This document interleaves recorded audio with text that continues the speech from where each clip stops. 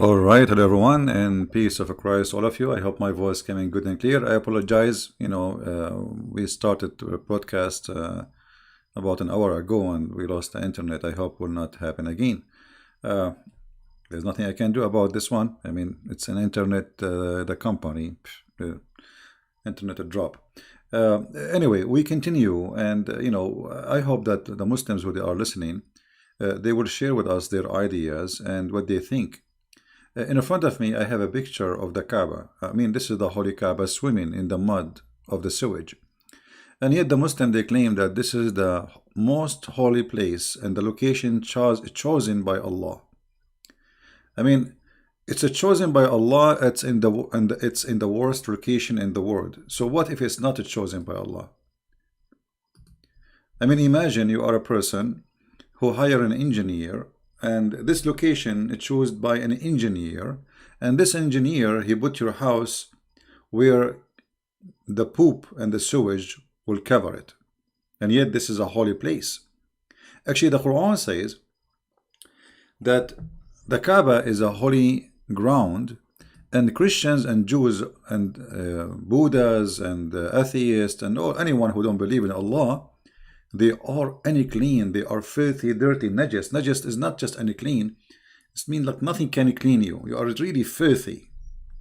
So, because you are unclean, you cannot enter that holy ground.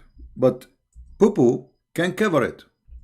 I mean, you cannot, but poo-poo is okay. You see, when the Quran says that those who they are not Muslims are unclean and they are filthy, dirty, and then we find this picture, as you see in the screen, how the Kaaba is flooded and covered by dirt. So, why Allah, the one who is supposedly choose the location, did not stop the flood from covering his Kaaba? Why Allah don't use his fingertips to lift up the ground of the Kaaba? I mean, it's very easy. You see, the Himalaya mountains, they are growing mountains, which mean they are not really fixed. The size of it is growing because the magma in the ground keep pushing up. For sure, it's slowly happening, but the height of the mountain is increasing, not decreasing. So what Allah need to do, just lift up the ground under the Kaaba, and you can do it. And yes, Allah have a fingertips, And the Muhammadan in their videos trying to refute me, they say Christian Prince, he says Allah, he have a body part. All Muslims agree that that's not true. I mean, look at the idiots. You just go search in YouTube, type Allah hand, type Allah foot, type Allah, and you say all the Muslims agree Allah have nobody. You are the most funny scam ever. And you think that people will believe what you say. So, if you look with me at this Kaaba, this is a clear proof actually that Allah is a false God and Muhammad is a false prophet. And remember, this is a picture taken after we start having cameras. So, and then after they have their oil, they start asking American companies to solve the problem, how we can stop the flood from coming to the Kaaba. Which means this Kaaba was flooded for centuries after centuries after centuries.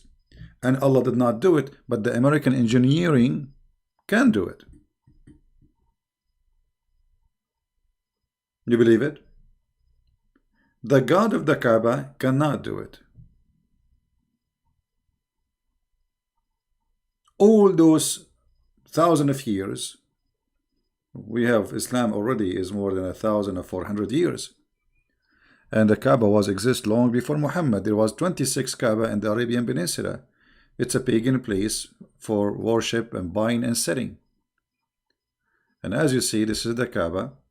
You see, actually, if you see the Kaaba, the old Kaaba was nothing really. But now what you see in TV is the money of the oil. Marble, lighting, even air conditioning, But you see, it doesn't matter how much money you spend on it. They spend on it because they make money from it. Every year, a lot of people go there and visit, and they spend a lot of money for airline. You see, the Saudi government, they make money from even your visit, just from the airline. You have to rent a hotel, you have to buy food, You have to buy gifts to go home as a memory from the Kaaba, something like a rosary, something in your hand to give it to your friends. So it's a big business, big business. Why on a Friday prayer is only for male, no female allow? Well, not only Friday, all the prayer is only for that. But you know, some mosque, what they do, they separate the mosque between male and female. You know, but because Islam supposedly, you see, this is telling you that those are not really believers. Because if a woman enter a mosque and she is in the house of God and there's thousands of people there, I mean, what is your worry? The worry is that we Muslims, we are not decent people who can, you know, be decent inside even the mosque. So you cannot trust a Muslim man with a Muslim woman. This is about trust. You cannot trust. And now you forbid them from coming to the mosque. Okay, what is about the rest of the week? I mean, if somebody want to do something bad, they would do something bad, but they would not do it in the mosque. Anyway, as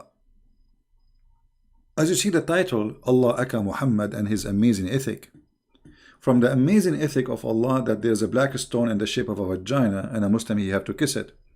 And the funny, a Muslim will say to you, no, we don't have to kiss it. No, you have to kiss it. This is what Sunnah means. Sunnah is following the steps of the Prophet. And the Prophet kissed it, so you kiss it. Actually, Umar ibn Khattab, he said, if not Muhammad kissed you, I will not kiss you. I know that you are useless and harmless.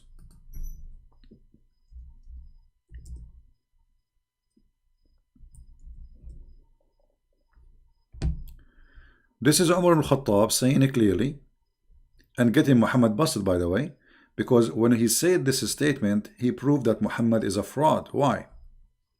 Look what Umar he said. Umar came near the black stone and kissed it and said, no doubt, I know that you are a stone and can neither benefit anyone or nor harm anyone. Had I not seen Allah apostle kissing you, I would not have kissed you. Do you understand how dangerous this statement is? Do you guys understand how dangerous? Muhammad is being spanked by Umar al-Khattab, because what Umar is saying, there's no need to do that. This is stupid. This is literally stupid. You are useless and you are harmless. So why we want to kiss you? But because Muhammad, he kissed you, we are kissing you. And this is not only proving that this stone is a fraud, proving Muhammad is a fraud. Why? Because Muhammad, he said that the stone, the black stone, is the right hand of Allah and is going to witness for Muslims in the judgment day. But look, Umar is saying, you are useless. Did he say useless? Yes, he said that. There's no benefit from you. No benefit and no harm.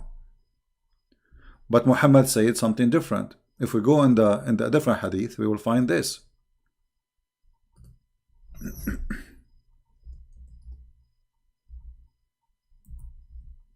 So one of them have to be a liar, either Umar or Muhammad. And here in this case, I believe Muhammad is the fraud. Let me instead see the hadith.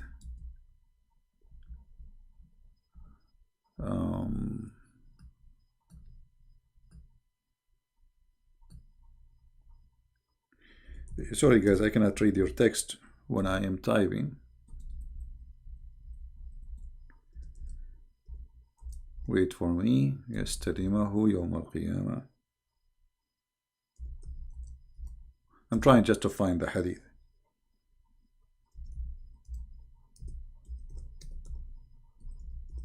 Let us see if we can find it. Here we go. This is Muhammad saying this following statement.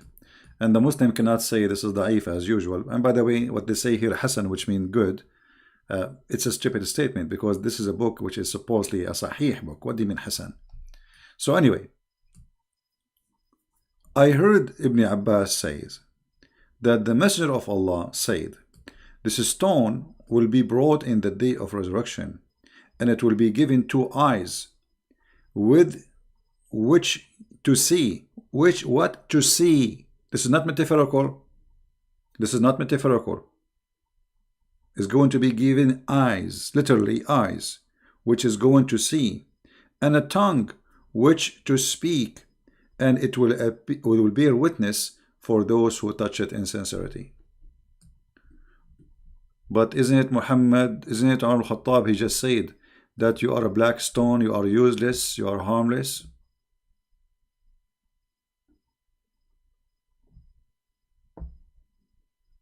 Right? Okay, we'll zoom. I don't know. Let us see if my, okay. I think now you can see it better. See, but Umar, he said that this stone is useless, harmless.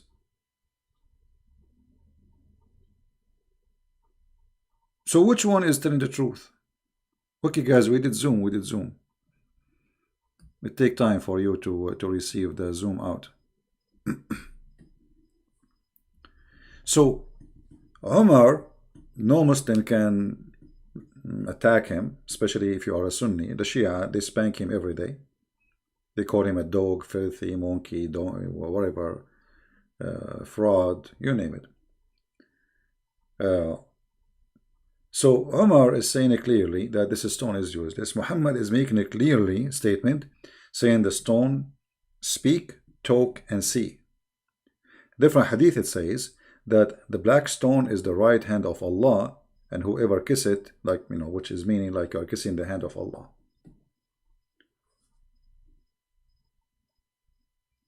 So how this can be ethical, that there is a God, he ordered us to kiss a black stone in the shape of a private part, claiming that this private part is going to witness for us in the day of judgment. And what is witnessing mean? I mean, what do you mean with black stone? So do Allah need a witnesses? What is that? So this is not metaphorical. This is literally happening. Muslim today, they kiss the black stone, which is nothing but the private black stone, which is for the god of fertility. And by the way, what is left from it is not only, there's no stones there actually. The whole shape you see, if we go right now, let me find the black stone image. There is nothing left really of this stone. What is left there is just little tiny rocks in the size of your fingertip, and they place it inside the wax. Every week they have to do maintenance for it. The funny that they have to do maintenance to the stone of Allah. Allah cannot do maintenance to his stone. Allah could not preserve his stone, you know.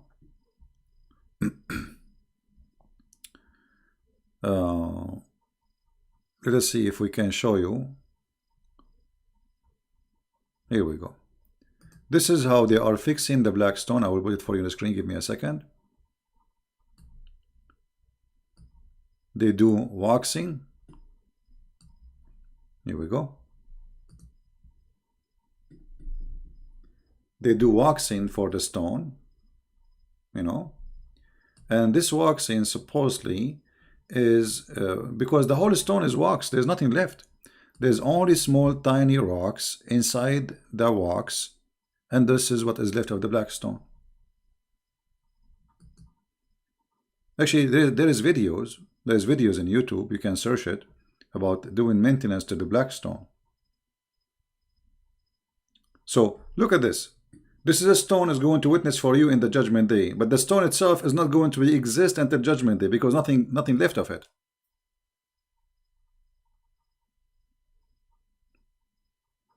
Do you see the stupidity?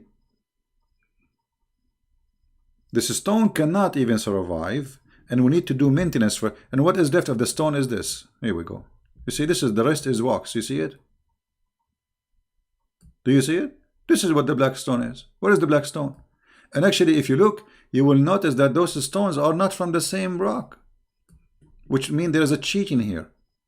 Do you notice that there is some stones they are whiter than the other stones? Where is the black stone?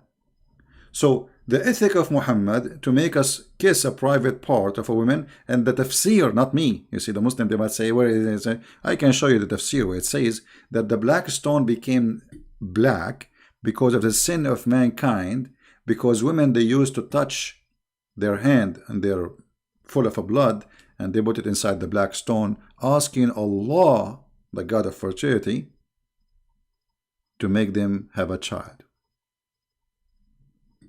Because women at that time, they believe the reason they don't have babies because they commit sin.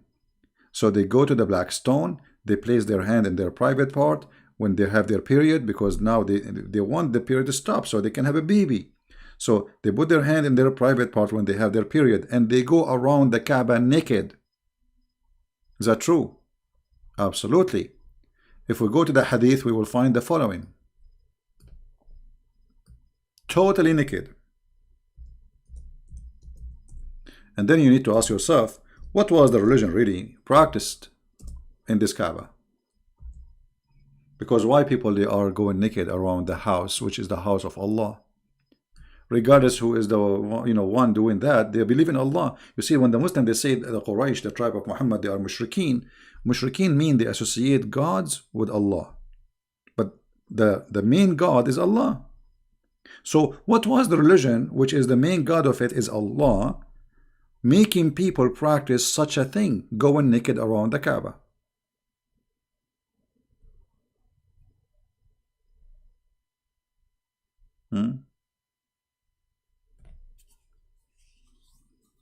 I think my connection is good and there's no problem. No, I think here, the location I am in, when too many people use the same, I mean, it's like a peak time. Today is a Friday evening, and too many people using the internet, and then the speed it drops suddenly. I hope that will not happen again now. So obviously the practice telling you that there is something wrong in this religion. Those who they are doing this nakedness thing, they are believers in Allah. They are not believers in something else. You see, when the Muslims, they say Muhammad was fighting his tribe, still the tribe he is fighting, they believe in Allah. They are not believing in a different God.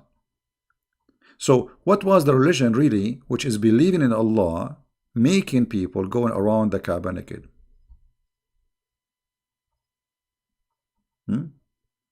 What makes Muslims believe Islam is a beautiful religion? After hearing you teaching, like you see, most of Muslims, when you speak against Islam, exposing it, they go in denial. If you watch the videos, Muslim trying to refute me, I mean, they ignore what I said and they speak about something that is not there. As an example, they try to refute me about, as an example, Paul. They say, CP, here it doesn't say this is Paul. Here they are quoting the Christian saying that. No, the Christian doesn't say that. Secondly, why even the name of Paul there? This is Quran. This is the book of Muhammad, and this is interpretation of the Quran. So why you insert a story about Paul if Paul is not what the verse meant about it? So they ignore answering the question. Until now we are asking, who are those three messengers? They do not know.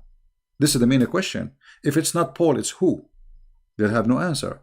So Islam is a stupid cult. Copy paste. And Muhammad, he have no idea what he's talking about. And if you ask and you read the interpretation of those stories, you will find that those messengers, they are messengers of Christ who went to the city of Antioch. Now we knew who they are, those who went to Antioch. This is the first city who accepted Christ. So when they try to refute you, they say stupid things and they speak about everything except the topic, because they try to make it about me. You know what I mean? Muslims, they don't debate me, they debate about me. They have no answer. So they try to make it personal. They try to make it like they put you down, call you names, liar, lie number 1, lie number 2, lie number 3. Call me and show me the lies. Why you don't call me? I mean, this will be hilarious. If you have all those lies, why you don't call me and make it official? Let us see how CP will lose his tongue. He cannot answer you now. Like, he will be shocked. Like, wow. And everybody will see that he's a liar. But they don't dare to call me.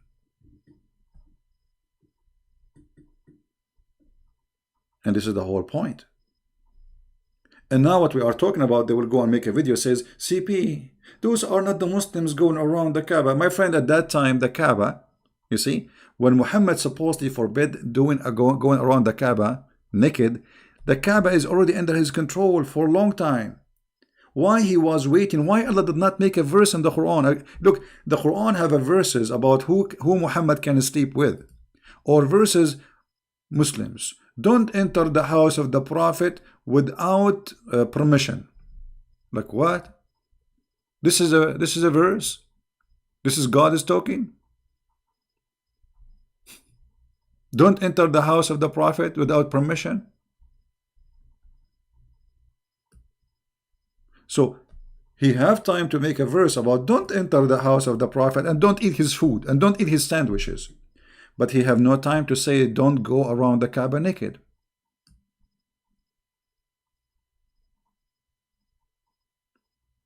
It's not about brainwash. It's about, most of Muslims, they think this is their identity. So the second you start exposing it, he feel like he is the one is under attack. It's not a religion. They take it in a personal way.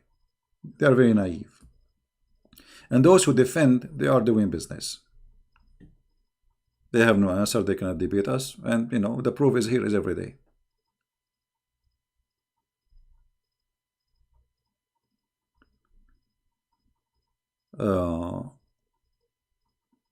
Refute the army story is real.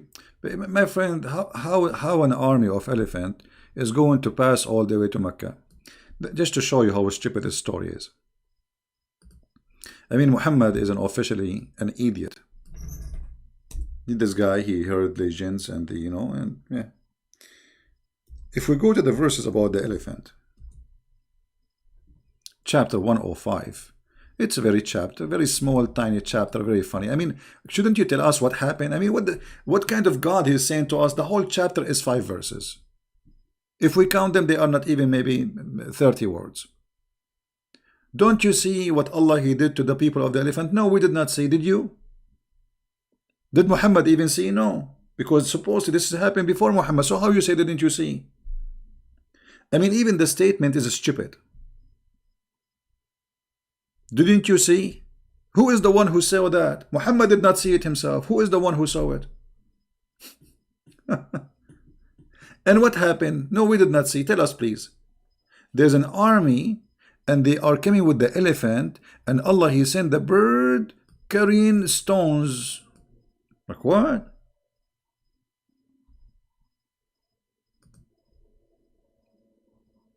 What is that? So Allah he defend his Kaaba by flying birds who carry stones and they throw it in the elephant. So why the Saudi are buying the F-16? I mean, here we go. Why Saudi? They have more than 8,000 American soldiers right now as we speak in Saudi Arabia. Why they are asking the American to fly with their AWACS on the top of Mecca? You have the birds, my friend. And not only that, there is a stories. Actually, the Kaaba was destroyed many times after Muhammad. So the story here not only stupid, the story is getting busted by itself, by the history of Islam. Al-Hajjaj, he destroyed the Kaaba. There is many names, but the most famous one is Al-Qurmuti. Al-Qurmuti, who destroyed the Kaaba, and he took the black stone and he made it a stone for his own business, like bathroom, for more than 20 years. And not only that, Al-Qurmuti, when he destroyed the Kaaba, and the Muslim now, they say to me, it's a black stone, why Allah will defend it? Well, here we go. Don't you see? The Kaaba was defended by Allah. He sent an army of birds. And here, remember, this is the Kaaba where people, they go around it naked at that time. You know what I mean? So Allah protect the Kaaba when people go naked around it, but Allah don't protect the Kaaba when people are not going naked. You know what I mean? So when the Kaaba became clean from the idols, supposedly, the Kaaba have only Muslims around it, Allah don't send his bird to protect the Kaaba. Al-Qurmuti, he come, he destroyed the Kaaba, he took the black stone, in the top of that he stood in the middle of the Kaaba, in the top of the ruin, and he said, hey Allah, where is your birds? Where is your birds? There's videos on YouTube, the sheikhs are explaining it. The guy was challenging Allah, says, where is your birds? Which means you are a fraud. After Al-Qurmuti, he destroyed the Kaaba, Islam demolished. A lot of Muslims left Islam because they noticed that this is really not a fraud. Where is Allah? Where is the birds? People were waiting for something to happen. The sky will have birds right now. No birds, no snakes, no cockroaches, no ants, nothing.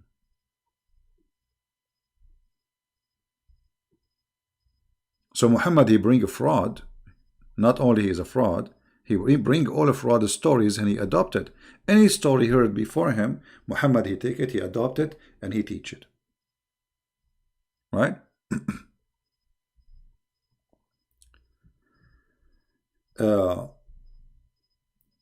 When I lost my internet, we were reading about Muhammad advising a man not to marry a woman she is widow or previously married, to marry a child.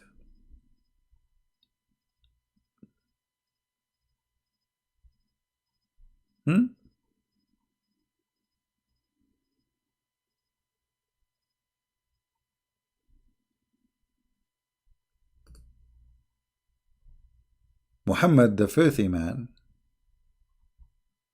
and I say that word without hesitation, because imagine if you are a Muslim listening, your sister is married to somebody, and then there is a guy, his name is Muhammad, is a prophet, and your sister was previously widow or married, you know, I mean, what's wrong with that? This is not her fault.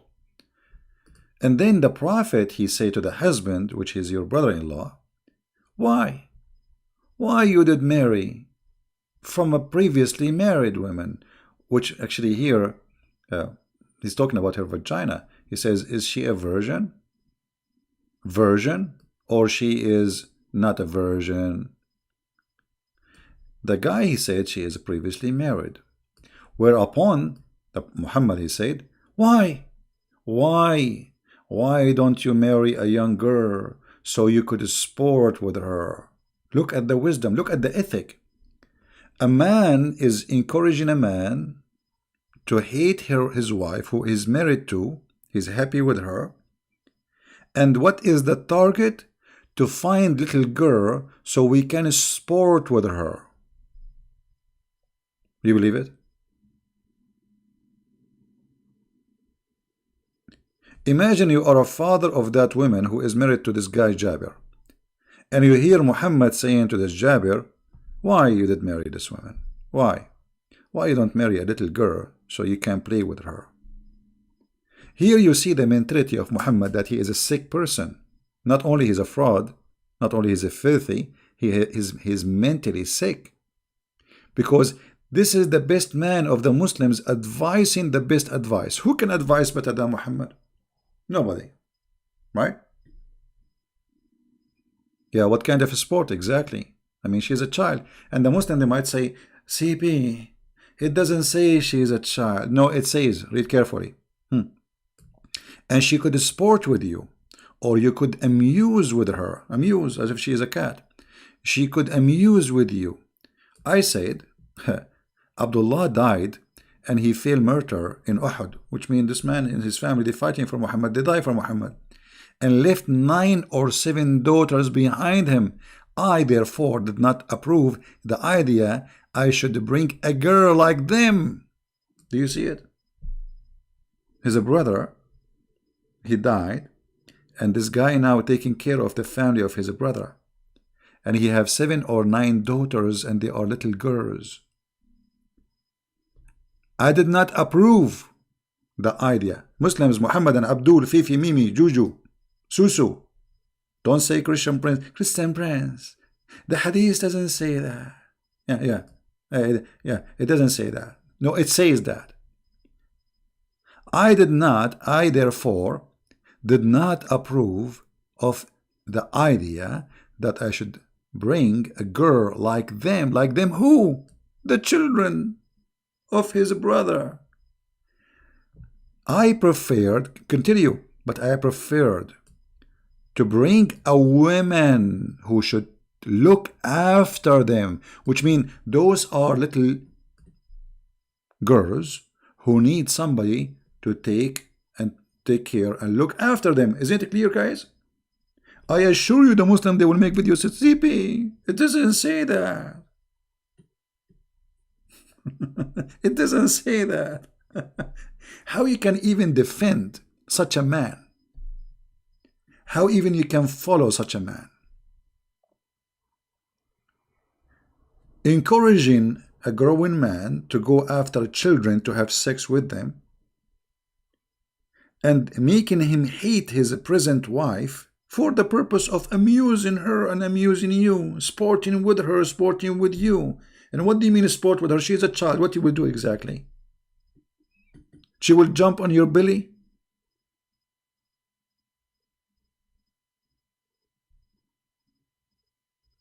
How in the world anyone can believe in such a man? I'm going to open my Skype for Christians to call because I promised them today that I will take calls and I want to keep my promise. I hope we will not lose internet. Look like we are going fine. Let us see where is my Skype.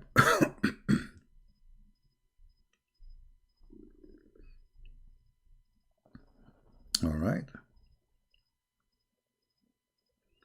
Okay, my Skype is open. If there is any Christian want to call, and let us do it this way. The one who texts me first, I will call you. So don't call right away. All right. Hamidin, Hamis. What is that? Muslim? If you are a Muslim, let me know. Text me first, please. And then I will call you based on your text, which means first text, first call. So we don't disturb each other like you call me when I'm talking. Just text says, I want to talk, can you call me? And I will call you back. Seriously, what we are going to talk about in Skype? Sarah, nobody is asking you to call. Seriously. I mean, what's wrong with people? Seriously, what we are going to talk about? You don't have anything to talk, don't call.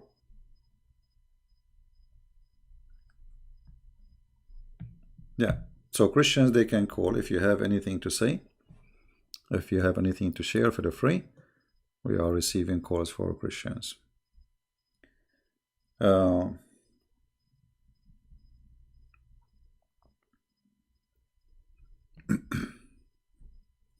Sometimes I read comments and comments are funny.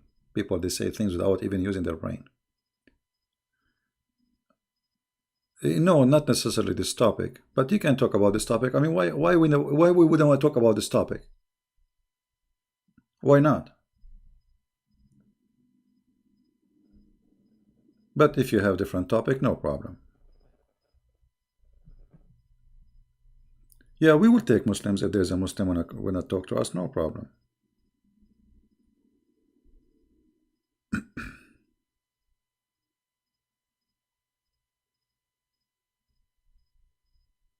Yeah. So how this man Muhammad can be a prophet of God? Somebody asking question about Sahih al-Bukhari. Let us see what is the question. Is it true that Sahih Bukhari was written by Imam called Muhammad ibn Ismail ibn Ibrahim ibn Bukhari? Ustad Abdul says that. Yeah, so what? By the way, Al-Bukhari, there's nothing is called written by Al-Bukhari. There's no book called Al-Bukhari. Al-Bukhari, which we are reading right now, this is not a book written by Al-Bukhari. Nobody have a book. It's called Al-Bukhari. All right. Hello? Good morning, Mr. Prince. Hey, my friend, how are you? Doing good, Mr. Prince. How are you? How is everybody? I'm all right. What do you like to say with us? Yeah, I want to say with one verse from the John chapter. Jesus says, I am before Abraham. Yes. That chapter, you want to help me to people to understand also where he saw Abraham in the Old Testament.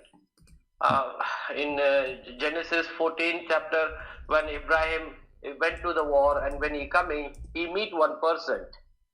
You want to explain to that to people that verse, please? Well, you know, the Bible speak about even the Lord. He came with the two more person, you know, to Abraham, and Abraham he bowed down. So when the Messiah he spoke about Abraham, he saw me and he you know, pleased with my day. You know, he was rejoicing with my day. He did not mention when which one it was when he saw him, but obviously the Bible support that he saw him. You know, he did not Mr. say. Prince, Yeah. Mr. Prince, you know the Milka Zida in the Bible in the Genesis? Melchizedek, yeah. Yes, he is the one as the Christ is coming. You please read it for us, that verse, and it will be helpful for each and every people can understand that verse. That is the one, he bring the bread and wine to him, and he is the most king of the church. He's coming from the place, is from the heaven, but in the map that name is not exist anywhere. That is the one I want to explain to the people, for everyone. I'm trying just to understand. So you see, for me, God he appeared to Abraham, and there is the statement in the Bible in many places. So I cannot say it's just only this is about when Melchizedek came and spoke to and he saw Abraham. I can say that God confirmed that he met Abraham, and Abraham he saw him as a man. Correct? Yes, sir. Okay, and this is the most important, because the Messiah, you know, see the Bible first of all is not let us say mention everything Abraham he did, same as everything about Jesus. Correct? There's no way that you can write a book about someone like the Messiah, and this book is a few hundred pages. Yes. Right? Which mean there's details in the Bible which is the most important for us, not like the Quran about Muhammad, don't enter his house and don't eat his sandwiches, those silly stuff, you know.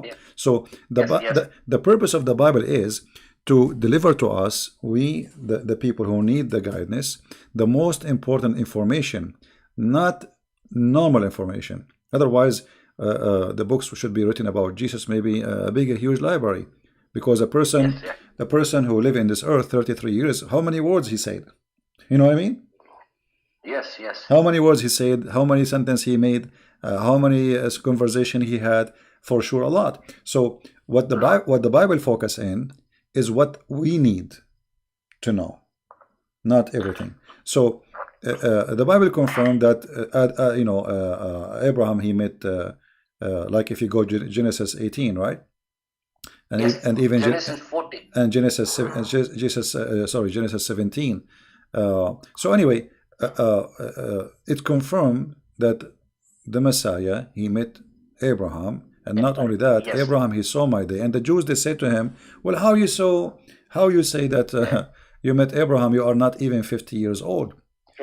And here you notice that the Muslims and the Jews, they have similar let us say functioning of understanding the Messiah. So they could not understand that this is the person speaking that he is God. They are looking at a man who is not even 50 years old, but yet he claimed that he saw, and Abraham saw him. And then after that, they try to kill him, because simply he is claiming to be God. As simple as that. And the chapter saying that, and the Muslim, they say, where Jesus says, I'm God, worship me. I'm a God. Yes. Yeah. So the same chapter is saying it clearly that they want to kill him because he is claiming to be God. Claiming to be God. Yeah, and Jesus did not say, I'm not claiming to be God, right? like when they said he's claiming to be God, did he say I don't mean that? No, he did not say. He did not say that. And Yes, yes. and then, you know, the Messiah, he confirmed in like in other places, like in Matthew chapter 22, the Messiah, he said to them, to the Jews, and those are very well versed people, what do you say of Yes, Christ? What do you say of Christ? They say he is the son of David, you know, from David. David. So the Messiah, he said to them, well, if he is a son of David, then how David called him God? God. You Yes. know, how David called him my Lord, my God. So the Messiah himself, he said clearly that I am the Lord of Abraham, I am the Lord of David, even though the Bible, by the way, says that Messiah by birth, he is from the seeds of David. But as we knew, that Messiah is not a son of any one seed. He's not a son of any man, you know. He Yes. is just a God in flesh, because simply he Yes. exists before his birth. But the Messiah here, he confirmed. What do you say about the Messiah? They said he is son of David. Then he gave them a question which they cannot answer. How then, if he is a son of David, which means he is disagreeing with them, if he is a son of David, then how David call him Lord? Lord. You know, he called him Lord Jehovah.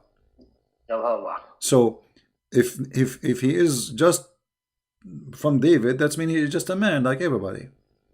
You know? Yes. But he is by birth from David, which means because he is born of the Jews, as simple as that.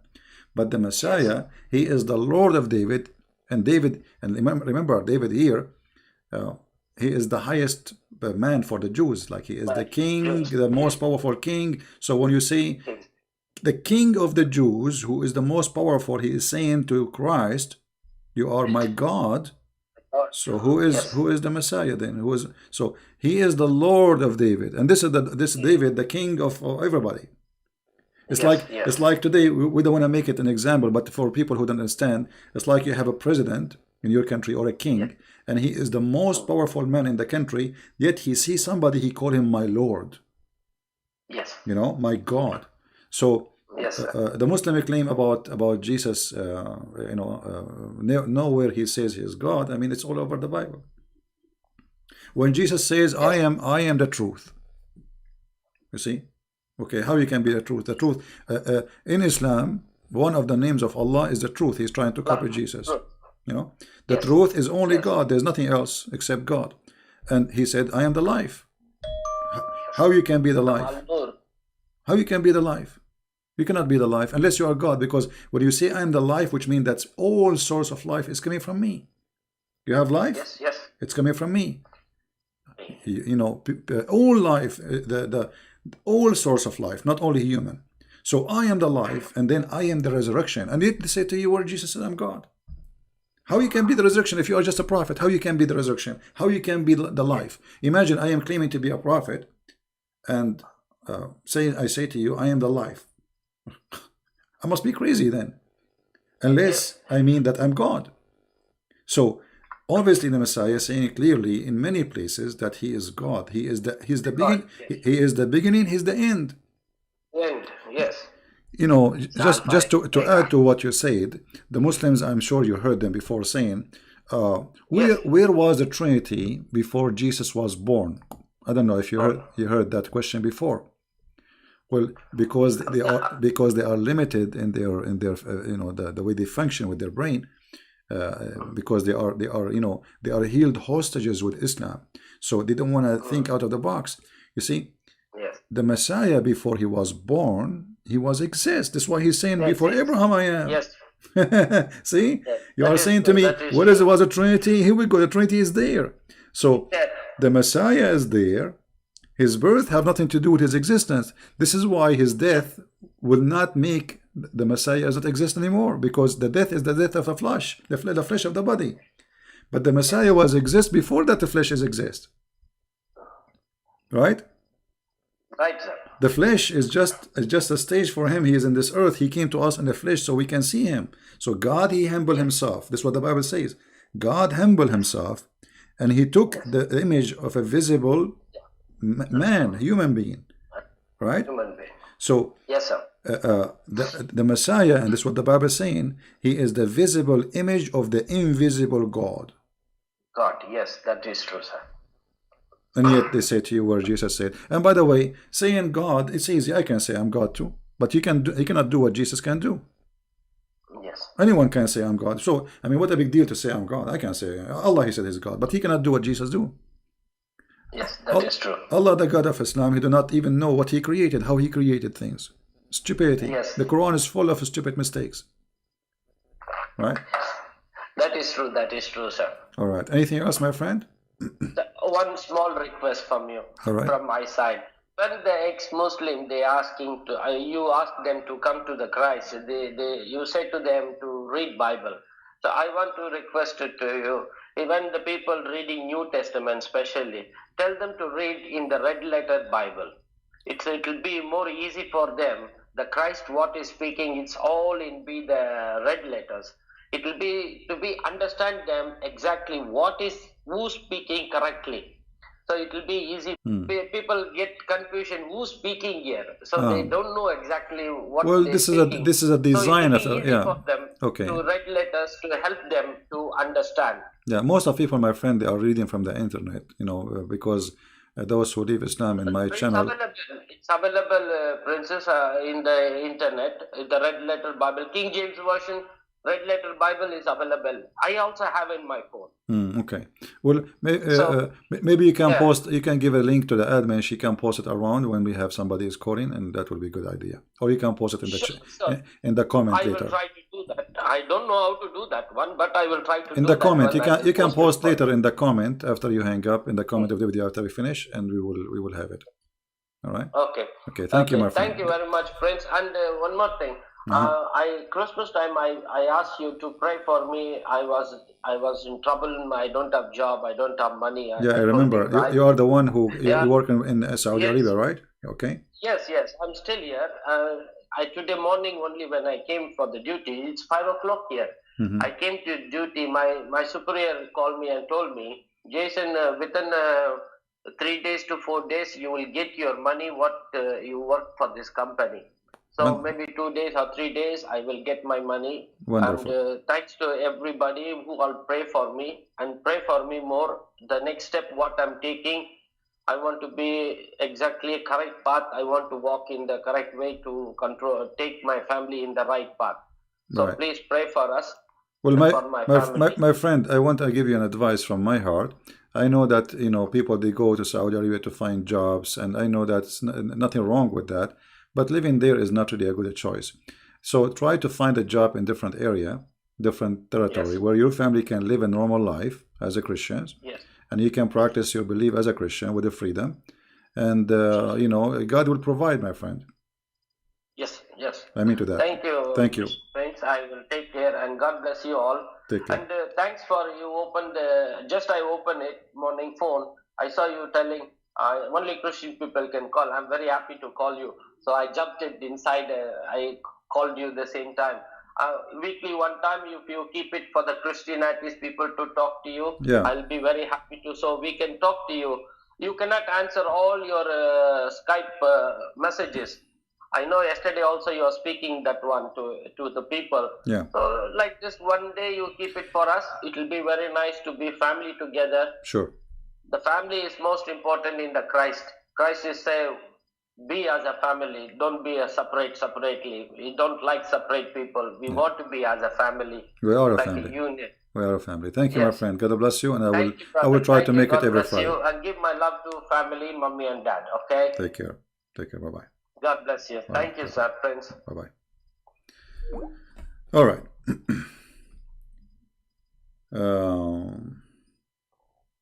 Very nice person. Wonderful family he have.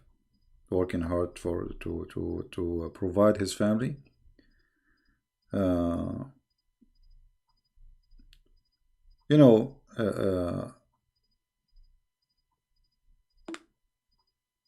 Life is full of stories, and there is many wonderful people. They are trying to work hard to provide their family, and they are born in a, let us say, generally speaking, a poor country,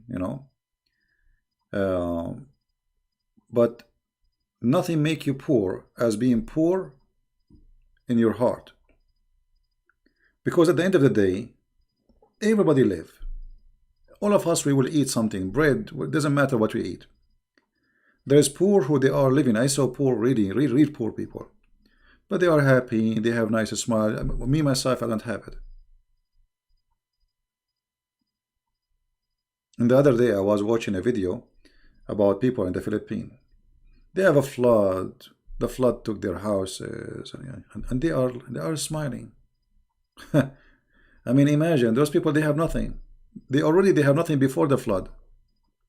Little tiny house made from, and you think they are poor, even if you are rich.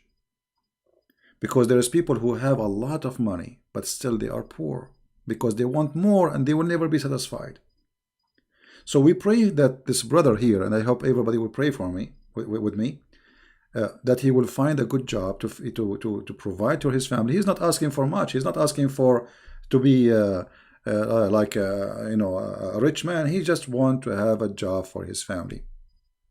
So pray for this brother, so the Lord will provide him and the Lord will open door for him. Now, we have somebody want to call. Okay, let's see.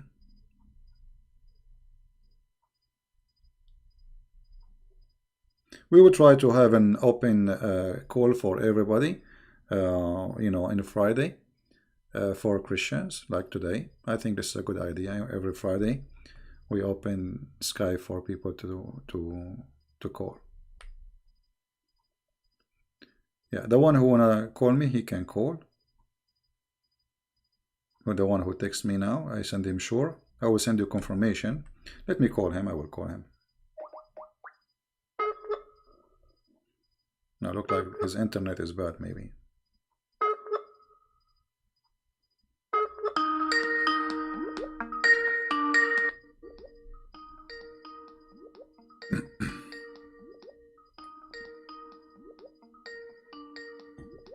I hope he will answer.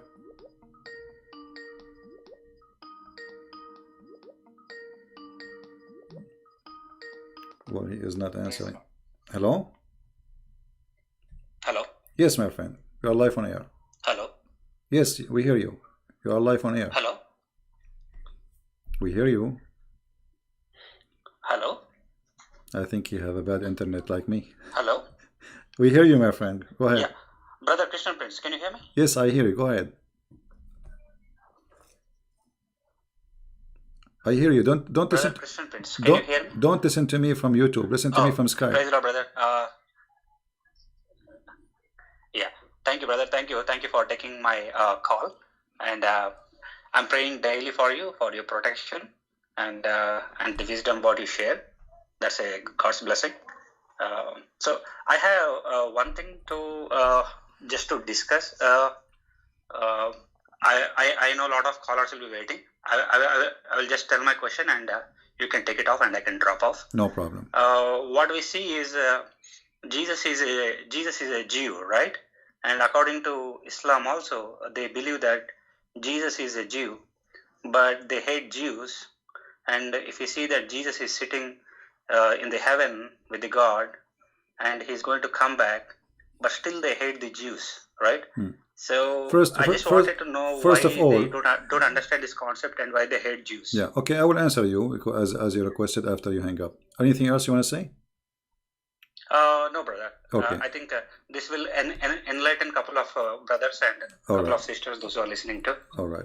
Thank you very much for your call. God bless you. Thank you, brother. God bless you and God protect you all the time. Thank you. Bye. Yeah, it's a very wrong understanding to think that Jesus is a Jew. He is the Lord of the Jews. He is the King of the Jews. He is the God of the Jews. He is born of a Jewish family, yes, but he is not a Jew.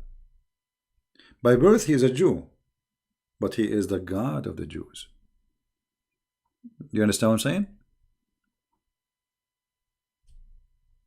But I understand what you are trying to say to the Muslims. They hate the Jews and so. But this is the same. Can be go to.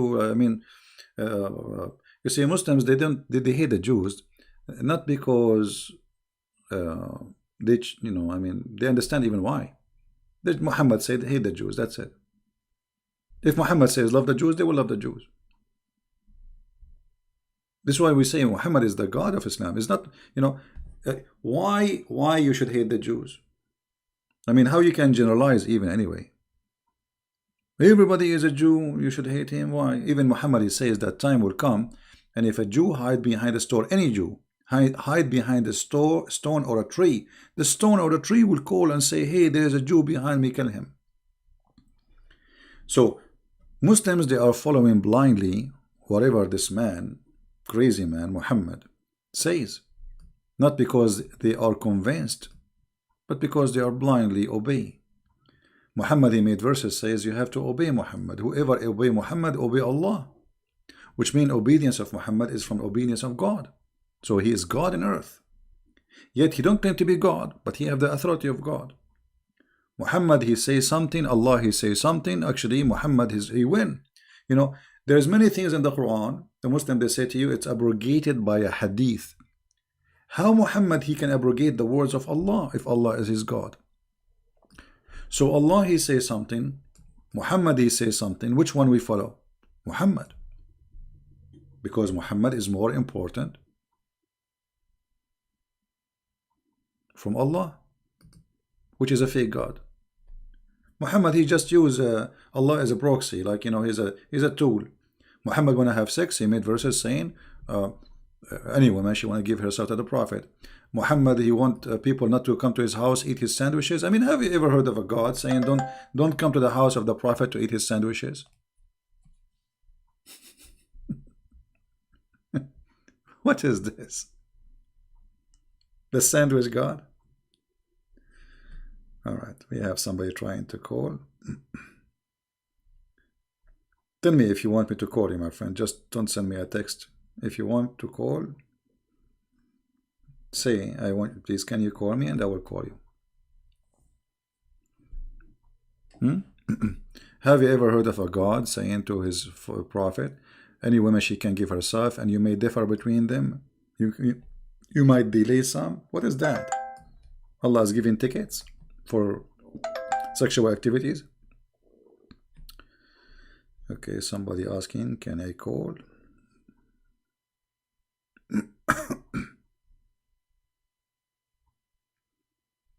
No, Skype is very slow. Let us call this gentleman.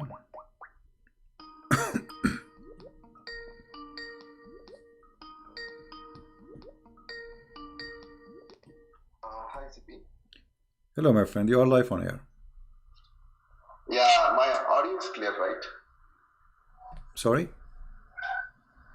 Is my audio clear? Yes, it is. Please listen to me from Skype, not from YouTube. I'm speaking from Skype only. All right. I'm calling from India. You're welcome, my friend. We love the people in India. Yeah, actually, I'm also a Christian by birth and by practice. Okay. And I used to debate a lot of Muslim friends in India. Some people who challenge me, I challenge them back. And I used to listen to all of your podcast in YouTube while going to work. In fact, many days I used to listen in earphone and I with them.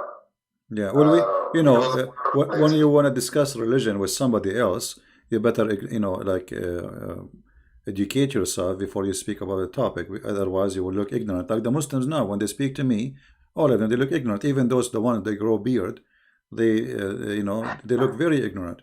So education is education is a must. Only facts. Yeah. Yeah, that is very important. That I always realized, and I did that. I wanted to talk to you about John chapter 6. What do you think about John chapter 6? I am a Catholic myself. I believe in the Eucharist. Do you have the same understanding on John chapter 6, which is Jesus presenting his body and blood, soul, and divinity in the Eucharist? I don't understand you, my friend. What you believe in? What? Eucharist, the bread and wine becoming the body and blood of Christ. Repent. Bread and wine, which is. Oh, you mean okay, okay. He orchestrates that. Yeah, all right. Yeah, you know the Messiah. He said, "This is my body will be broken for you, right? And this is my blood will be shed for you, and do this to remember me." Now, the Messiah, when he said, do this to remember me. But by doing that, as he said, as if we are drinking from, but not it is, which means it is metaphorical. We are not drinking blood, right? But in John chapter 6, he is telling, truly, truly, I say to you, unless you eat my body and drink my flesh, you will not have life in you. No, my friend.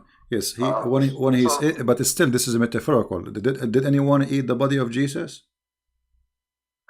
I mean, yeah. Let me try to explain to you what I'm. I think John chapter 6 and the Last Supper are connected. Yeah, my friend. Because if you go to Good Friday and look at, you will see only an execution.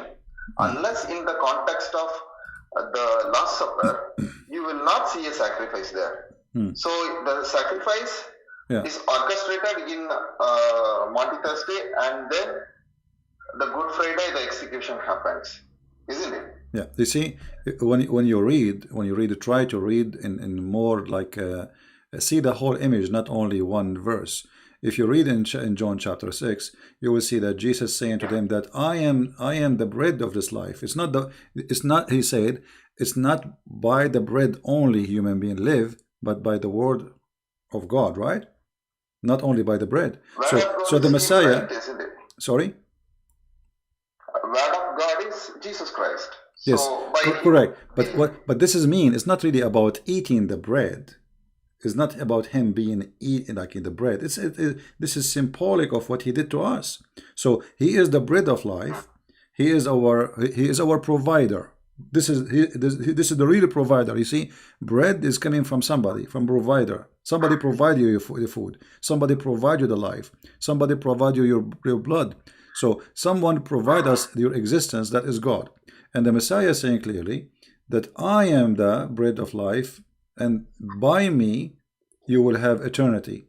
Right? So if you go to John chapter 6, you will see in verse number 27, he is saying to them, don't work for the food which is can be spoiled, but for the food which is going to be eternal, and the one who works for it will give in eternal life, and that is the only one who can give you that food. That is the Messiah, right? So this is the food here is not about something we eat literally, but doing what Jesus said is to remember him is something beautiful, and it's a blessed for sure, because he is saying by doing this you are doing that, which means you are receiving my body and you are receiving my gift to you. So yes, taking the bread and drinking the little juice or wine, this is a gift from the Lord, so we remember what he did to us and give us a blessing for our heart and our body. Yeah, that's good explanation. Thank you for your briefing on this. You're welcome. Yeah, I want you to be careful always when you say those sentences to Muslims, because Muslims, they might think we drink blood. You know what I mean? They will say, "Oh, those people, those Christians are zombie. They drink, they eat Jesus and they drink Jesus." So we have to be careful. Otherwise, already they are making lies about us by millions. So they easily straightforward they will make lies, but if you give them something difficult to understand, they will just twist it. Yeah, they twist it in purpose, not only they understand it, but they twist it in purpose to make it look like not what it is. I build stories and then I just twist them into challenging their own idea. Say, for example, I tell them a temple priest who is possessed by their god tells that give me your women to me. And what will you do? I ask them. So they tell me that I will beat him to pulp. He is a false one. Yeah. Then the same is told by your prophet. What will you do? I ask them. Then they get into a shock. Where he said that. Then I quote the Quranic verses. All right. Then they will not be able to answer me. All right. Well, my friend, I want to say thank you for calling us, because there's many people trying to call. I hope you understand. Yeah, and God bless you for your call. And we wish you the best in debating Muslims. All right. Yeah. Praise to Lord Jesus. Take care. God bless. Bye bye. All right. Somebody else trying to call. Let us call this person.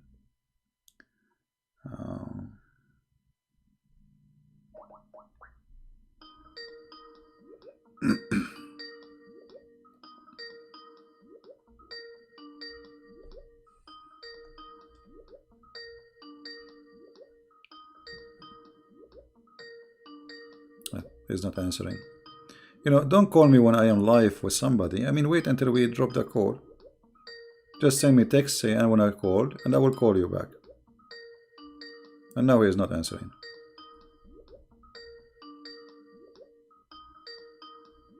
All right. Well, we will go to the second person. Just send me text saying, can you call me? Don't call. Because then I would decline your call to me. Can I call with that topic? All right.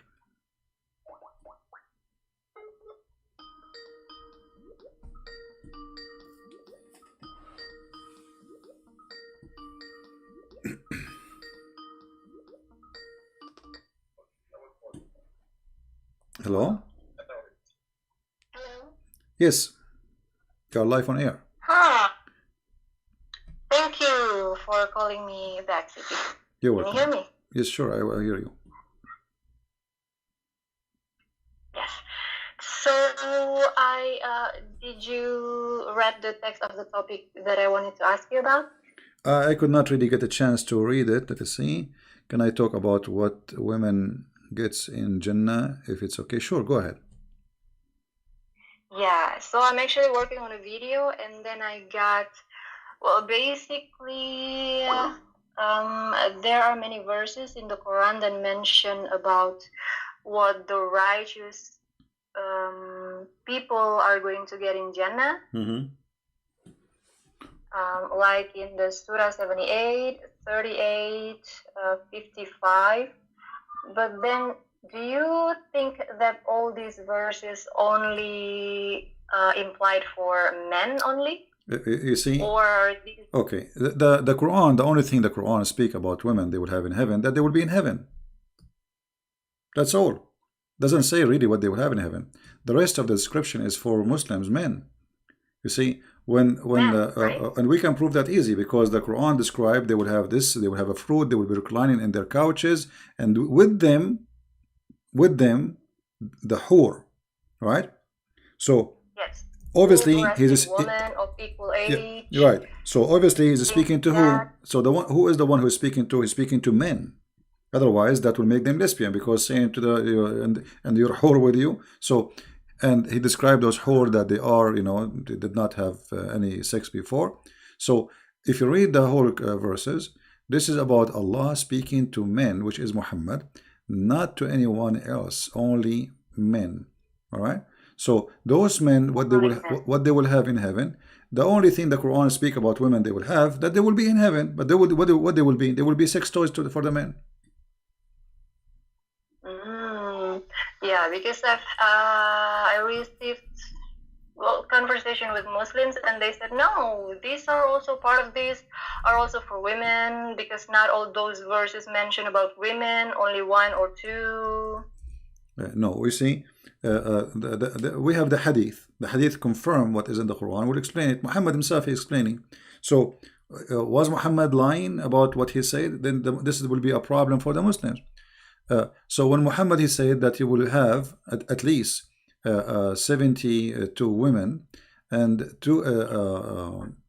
some of them they are wives from the earth, and the rest are from the virgins, which Allah will provide in the heaven. So obviously the promise is that the man will have many, the women she will be one of the many. Right? One of the many. Yeah, one of the many. And she herself, she is a gift for the man. He is not a gift for the women. She will be, you see, in chapter 55, verse number 72, it says that those are going to be even jailed inside their tent, which means they cannot see anyone else. Just for the man. They will be jailed. They will be restrained in their tents.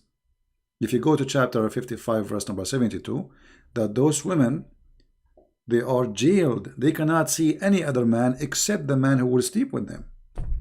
So what kind of reward is given to the women is being jailed in a cage so the rooster can come?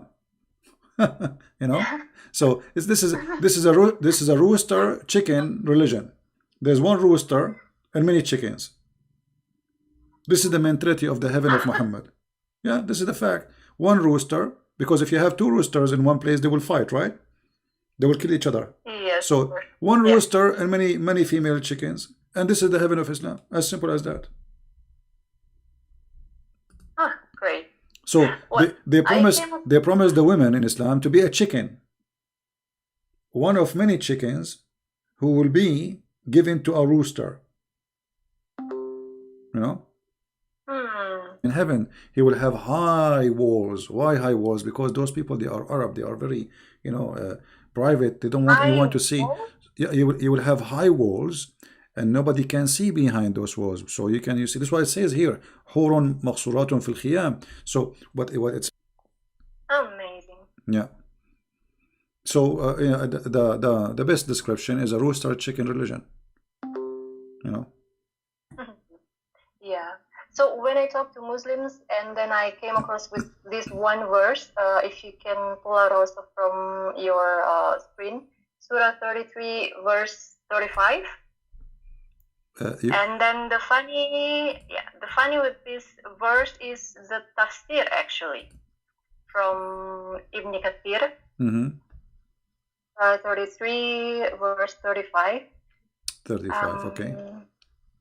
33, verse 35. Yeah, about don't enter the house of the prophet. Wait, I'm going to see that. You are talking about chapter 33, right? Chapter 33, verse number 53. Yeah. Yeah. This is about Yes. don't enter the house of the prophet, and don't you know, don't ask don't eat his food. 35 is for this is the part, I think, the only part in the Quran that mention what women will get in Jannah. No, this verse here. I think you are quoting wrong number. This verse here is about don't enter the house of the prophet and don't eat his sandwiches, which is very silly. Oh, you are saying 35? 33, verse 35. 35. Yes, I thought you were saying 50. It's my fault. Sorry. Okay, 35. Okay. Yeah. There's a verse saying just they will go in heaven. That's it. Doesn't say what they will do there. But the women in heaven, they will be just chickens. I mean, what is the reward for the women? What exactly? Challenge any Muslim. And the What is the woman she will be doing in the heaven exactly? What she will be doing there? She will be, excuse my language, sex toy for the rooster who Allah promised him many of them. Is the man, like you see, God created Adam. He created with him what? Eve, right? Eve. Okay, so if Allah is the same God who created Adam, why we don't go to heaven? If the logic is, you know, God is the same God of Adam, is the same God of Muhammad. So why the God who created only one woman for Adam, he is going to create too many women for the sons of Adam? Doesn't make sense. doesn't make sense. And at the same time, those women, as an example, the Hur, all of them, they look the same. They have the same voice, they sing the same song, and they have the same name, and they have the same look. So it's very stupid even to promise me like 100 Barbie, but all of them, they look the same. So what's the point of this? Imagine you look like you have you have 100 women with you, and all of them, they look the same, and they sing even the same song. They say that it's like a Barbie machine. It's like a, you know, it's like a toy. So it's a stupid deception fit with people who live at that time, those Bedouin, trying to tempt them with sexual and wine. What the heaven of Allah? Wine. This is what the Arab, they like to have. Ginger, because the Arab drink ginger. The wine mixed with ginger, and honey, and river of honey, and milk, and then women. That's it. And then fruits. So the heaven of Muhammad is just a hotel in Las Vegas, 10 stars. But he don't have, by the way, lobster. He don't have fish, because the Quran confirmed that only only bird they will eat, which mean very nice. I mean, which is bad actually. I mean, come on, I spend my life eating chicken and go to heaven now eating chicken. I want to eat I want to eat shrimp for once in my lifetime. Like, come on, I want to eat lobster. They are expensive here, you know. I want to eat salmon fish. I mean, I go to heaven and now I can only will eat chicken. Yeah, all right. Yeah. All right. Anything else? But the funny with this, but the funny with this verse was actually in the tafsir. Yeah. I pulled out the tafsir from Ibn Kathir. If you cannot put it in your screen, maybe I can just read the sentence. Yeah. It says here the reason for revelation. And I quote, Imam Ahmad recorded that Salama, the wife of the Prophet, said, I said to the Prophet, why is it that we are not mentioned in the Quran as men are? And then one day, without realizing it, he was calling from the mimbar, and I was combing my hair, so I tied back my hair, and I went to my chamber in my house, and I started listening out, and he was saying from the mimbar this chapter.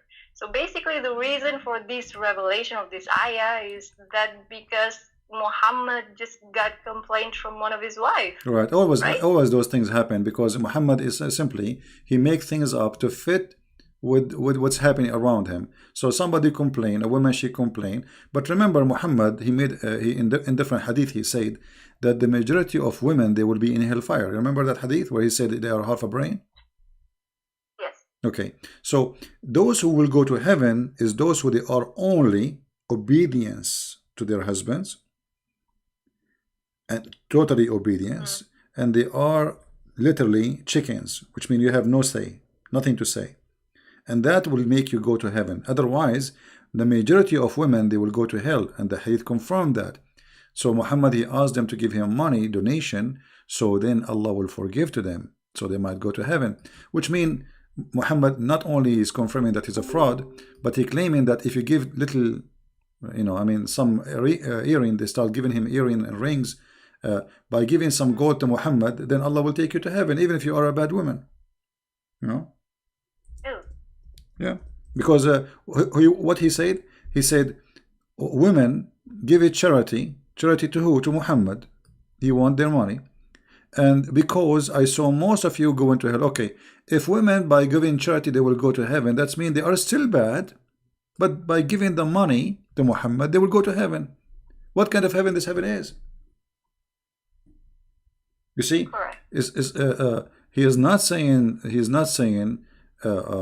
change the way you live, change the way you are, give it charity. And then they start giving him their earring and their rings, and that's supposed to will make them to go to heaven. O women folk, you should give a charity and ask much forgiveness, for I saw in your block amongst the door of the hell. So they are the major people of hell are women. But the fact is not true, because this is totally contradiction with the Quran. If Muhammad, he promised every man many women in the heaven, regardless of the number, that means the number of women, they will be way more than men. Right? Yes. So either this hadith is a fraud or the Quran is a fraud. I believe both of them, they are fraud anyway. And not only that, Muhammad, he made some stupid mistakes. He claimed that women, they will go to hell because they have deficiency in their religion and deficiency in their intelligence. And if you think about it, both who he called them deficiency is not a reason to go to hell. Because let us say a person, he have deficiency in his brain. Let us say he's crazy. He's a crazy. Allah created them that way. Yeah, he's a crazy. Let's say somebody's a crazy. Well, this is not right. God is God of justice. He will not send him to hell. This guy is a crazy. You see, God judge you by what he gave you. If you don't have the brain, which you can judge by what to do, what not to do, then why God will send you to hell? So Muhammad saying that women, they are stupid, therefore they will go to hell. But this is stupid of him to say, because if a woman, she is stupid, she is the maid of Allah, and that means Allah should go to hell, not the woman, because she is maid of the maker. Look, and what they ask him, what our deficiency in her intellect and religion? He said the testimony, the proof of the deficiency in intellect and religion, that the women testimony is two women equal to one man. So Muhammad, he want to prove to the women that you are half a brain by saying a rule which he is the one who created, saying that two women equal to one man in witnesses. And all of us, we knew this is stupid, because women, they have actually, when it's come to details, women, they have better memory. As an example, if you go with your husband to a dinner, and then we come back and we ask the husband what you ate, he will not remember. He will not remember. Sure. The women, she would describe what women they were wearing, the shoes, the perfume, the earring, the bracelet. I mean, she would describe everything. The guy, he would not even remember what he ate yesterday. So here Muhammad proved again that he's a false man. He put the women down in purpose, because he need the men. He need fighters. Women are just women sitting at home. Those are the fighters. So he gave full control for the man, full promises for the man, and the women, it just exists for the man. Definitely. Yeah. Anything else? So one thing also, CP. Okay. They used to bring up this verse also, Surah 41, verse 31. Muslim women used to bring this verse. And here it says, "We are your protectors." Well, I'm taking from the Yusuf Ali translation. It says here, "We are your protectors in this life and in the hereafter. Therein shall ye have all that your souls shall desire." Yeah. So Well, they said, well, whatever we want, we get. yeah, actually, there is many Islamic scholars, they speak about this, that the Quran confirmed that even if you are going to be a homosexual, you can have sex with men. And actually, I can show tons of reference about that. Yeah, a man, he can, because it says whatever you wish. Actually, there's a video, you can search it. A Muslim, he called me, and we did talk about in that video about if having sex with his mother, because in Islam they say, many scholars, that you can have sex with your mother and your daughter. Some, they say no, it's not allowed, but the Quran says whatever you wish. So if you can search for that video, and then he said to me clearly, so what's wrong with that? Search it, you will find it. I think it's called I don't know, Paradise something, Christian Prince. You have to put it, the Muslim, he was calling me and he was defending, he was angry, and he's saying to me, what's wrong with that? What's wrong with you? Actually, I will try to find it and play it right now. After you finish, I will try to find the video. Yeah, of course. And let us see, Christian Prince. For me, it's very hard to find my videos because you type my name, you find endless number. You need to remember the name of the video. Heaven, maybe debate. Let's see.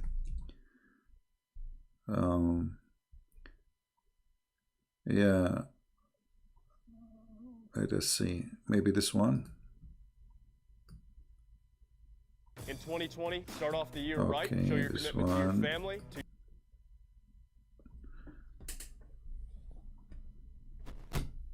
I will put it in the other speakers so everybody, including you, can hear. Okay. Yeah, actually, after you hang up, I will play it. Anything else you want to say? That's it. All right. Thank you very much for calling, and God bless. Take care. Bye. God bless. Yeah. Yeah. So I think I got the. Oh no, this is not the Sheikh Tara. Maybe this is not the one we want, but let us see.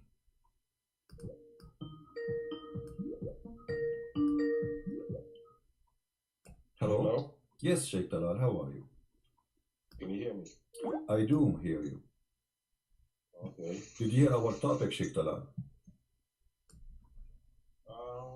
You kind of didn't have no topic. You started with the Jannah.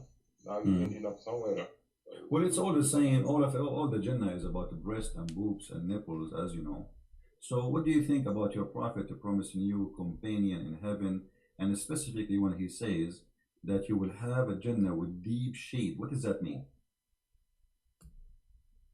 The first thing I would like to do is to set some records straight. Hey, my friend, don't set record. Either you want to talk to me about the topic, or why you call me? What record is it? What is it? I think this is not the one. Anyway, I need to find the video I'm talking about. Um, I don't remember really the name of the video. It might be hard to find it.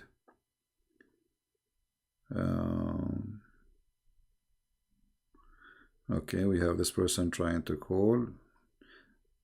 Okay.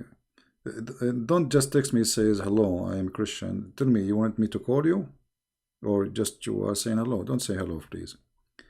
Don't say I would like to add you to Skype. Just call you know, tell me I want call me.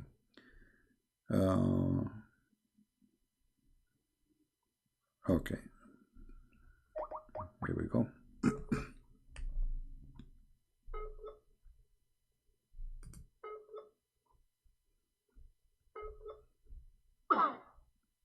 Bad internet.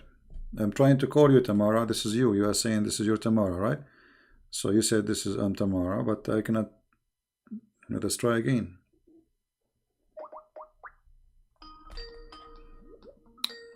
All right.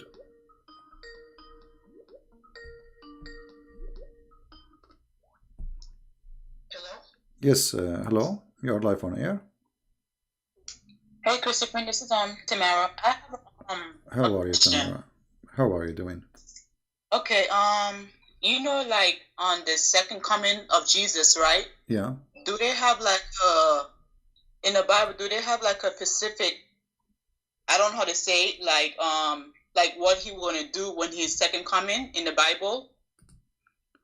Well, you know what will happen supposedly, as the Bible says, that the Lord, He said, those who don't believe in Him, bring those who don't believe and slay them. Which means this is the time of judgment. This is the time of your end. This is the time where people who they are belong to Him, they will go taken to heaven, and those people who they are not with Him, they will be punished. So, you know, the details, we will leave that to the Lord, what He will do it, because there's many verses about hell, what will happen in hell, but how He will do it exactly, you know, I mean, this is what He, let's say, let what to the Lord, you know, this is His authority, and speaking about details will not be really too much helpful, because what we know is He is coming, and those who they reject Him, they will be punished, they will be sent to hell, and those who believe in Him, they will be taken to heaven. How He would do it exactly, not much of details. Okay. Yeah. Like you know, like I don't know, but like you know, some Muslims will say that on the second coming of Jesus, He will like probably get married, have kids. I Well, heard that, and what else? well, this is That he would, yeah, yeah. those things they say there's no source for it, not from a Christian belief, not from Muslim belief. It's a stupid thing. They say things does not exist. What get married and have kids? Because supposedly He will stay. Some they say 7 years, some they say 40 years. They are not even sure about the time. And the question should be for the Muslims: why Jesus will come back? Why not Muhammad? Exactly. You know what? Why this? Okay, if you are watching a movie, Tamara, and who is the one who lived to the end of the movie? The hero, right? Yeah. The rest are just compass, like you know, like numbers. The guy who opened the door, the driver, the police. Nobody even know their names, right? Yeah. But there's one person who survived the whole movie, and he is the hero who will accomplish the mission. So if the question will be, if Muhammad is the best of the prophet and he is the final prophet, so why the Messiah, he is the final one to come, right? And why he is the one who will accomplish the mission? Because it's not Muhammad who will accomplish justice, it's not Muhammad who will finish everything, it is Jesus the Messiah. So while Muhammad at that time will be in the grave, remember, at that moment when the Messiah come, Muhammad will be in the grave. The Messiah will be ruling the earth, and Muhammad, he said in the hadith, he will come as a hakaman muqsitan, which means just judge. And remember that a man, he cannot be judge and just in the same time, because no man can be just, right? Okay. So the Messiah not only will come back, but the Messiah will come and he will rule the earth, and he will be judge and just, and that confirm that he is God. Okay. Otherwise, no man How, you know, in order for me to be just with you, I have to know the unseen, correct? Which means like when they go to court, the judge by what he knew, the evidence people provide, but maybe the evidence are fabricated. You know, you bring witnesses, and maybe the witnesses are a bunch of liars, but still the man, the judge, even if he's a good judge, he will judge only by what he know, and what he know is the proof you provide. So the Messiah, he will be judge and he will be justice. How he can do that? That is not something given to a man. No man can be justice in any way, in any means. That's true. You know? Okay. And even if you know what happened, how you can be judged? Because now what is the punishment? Who's going to decide the punishment? You know what I mean? Because let us say I did something wrong to you, and now and we know exactly what I did. Maybe I stole your money, maybe I took your wallet, maybe I whatever. Now, what is the perfect punishment for this person who did this crime? You know, because the crime should fit with the penalty should fit with the crime. So to be a person who is capable of giving punishment fit with the crime for whatever crime is, because imagine we have billions of human beings, there's millions of crimes. So which one is the fit penalty for the fit crime? The only one who can do that is the Messiah. Yeah. Yeah. Anything else, Tamara? That'd be all. You answered all my questions. Yeah. Well, you know, the Muslims obviously they are confused about who is the Messiah, and the question even why he is called the Messiah they do not know. what the Messiah mean they don't know. Imagine one of the Islamic tafsir says that the Messiah was called Messiah because he have a flat feet. Flat feet. I mean, how stupid this religion is, how far it can go with the stupidity is it's beyond imagination. Yeah. Okay, Tamara. Thank you very much for calling. We'll take another person. You're welcome. Take care. Okay. Bye-bye. Bye. Yeah, the Messiah is a judge and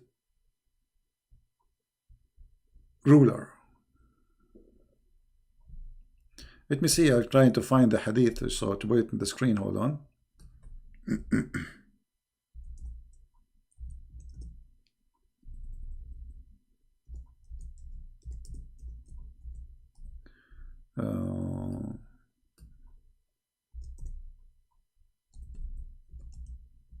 And the funny that the Messiah, when he come, he will have a cowboy fight.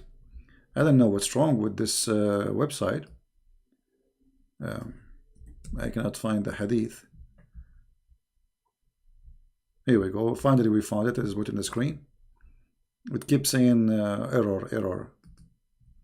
All right. So the Messiah, he will come, and Muhammad, he swear, he took an oath, saying that the Messiah will come and he will do, he will be just judge, as you see in the screen. This is not my statement. In the same time, he will kill the pig. I mean, how silly. How silly. That the reason the Messiah is alive until now, and until Judgment Day, is to do three things. He will be judge, ruler. He will kill the pig. Actually, this is what he do, and then he will not collect money from the Christians, because the Muslims have too much money, and nobody will take money if you even throw it in the street. Obviously, this is false, because the more the population of a human being increase, the more needs exist. Need for water, need for food, need for resource. This is stupid. So Muhammad have his own fiction stories, which, you know, getting him busted, as always. Okay, someone...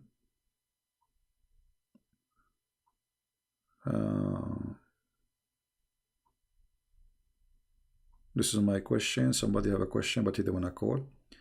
Quran says Allah does not beget in chapter 112 verse. Okay. It calls someone something... yeah. Well, the word begot is not really what the Quran is saying. It says Allah did not give birth. Did not say he is not born, or let's say he is not born of something, and he did not give birth. So the Muslims, when they translate, it's kind of funny translation.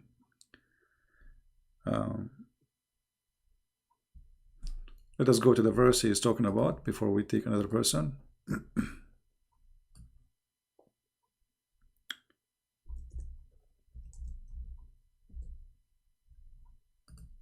One of the Muslims, he was making a video to refute me supposedly.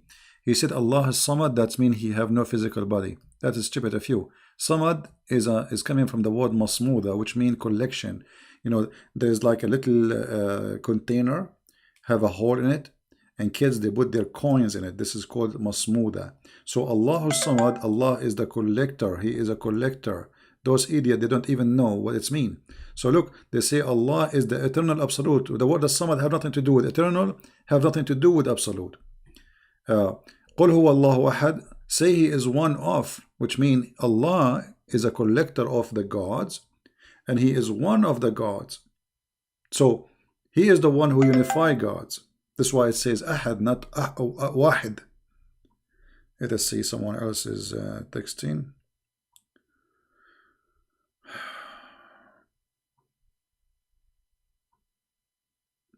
I'm wondering if you are Hafiz for the Quran, which means I can recite the Quran by heart. No, I don't do that. But I can, let us say, I memorize, but not recite. I mean, I'm not stupid to do that, my friend.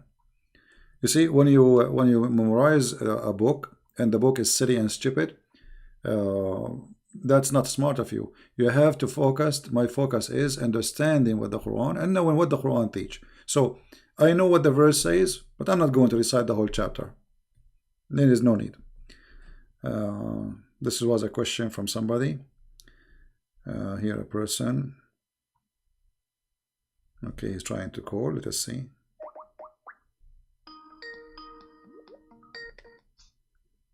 Hello? Hello? Hang on, I just got to turn it down. Can you turn... How are you today? I'm fine, my friend. Can you turn YouTube, please, down? Yeah, I'll just turn it off here. All right. I just wanted to say thank you for everything you've done. You're really clever at how you promote how to unfold what is in the book and to present it to people so they know the true understanding of it. Well, there's no need to thank me. I'm doing my duty. I mean, isn't it our duty to share the truth? Well, that's, because it makes, because where I'm from, where I grew up, they've always got people calling everyone Islamophobic, and it doesn't give the truth of what it is, and they just misguide themselves and walk around it, and it sort of doesn't help society go forward. Yeah, well, Islam is a collection of stories. Islam is not really a religion. Islam is a collection of religions. Many beliefs, like you don't even know what Muhammad is. Is he a Hindu? Is he a Buddha? Is he a Christian? Is he a Jew? Is he a black stone worshipper? What he is. So Islam is not really a religion by itself. Islam is a fabricated fraud man who's trying to create a religion. And I can prove it for you easy. Let us say you are a prophet. Should your God teach you what is right, what's wrong, or not? He should, right? Of course. Okay. Of course he should. Okay. Of course he should. So when Muhammad, he started fasting.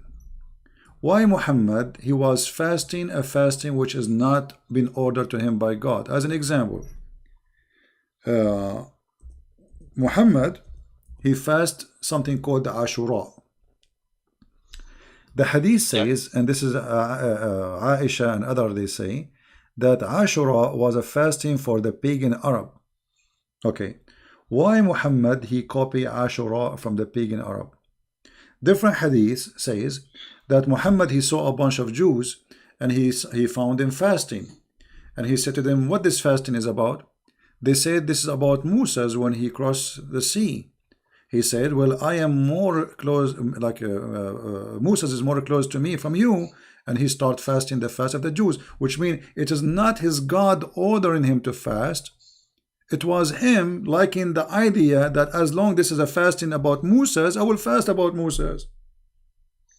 So yeah, well, that's just that's what it just comes across. Because when I started to read the book, they used to say, "Oh, you don't know Arabic, so you don't understand it." And then I'd say, "Well, why is it your scholars who are the ones writing it to what mislead people? Like that just makes no sense. yeah. Like why are the Arab ones who are the scholars who write it misleading people, and they're wrong if they translate it? But doesn't God know everything?" My friend, the Arab who speak Arabic didn't agree about the Quran meaning, because the Quran is a stupid book. There's nothing there. So if you go and read the interpretation for the same verse, which is in Arabic, and you see the interpretation for the scholars, you will see everyone giving you different interpretation. Why?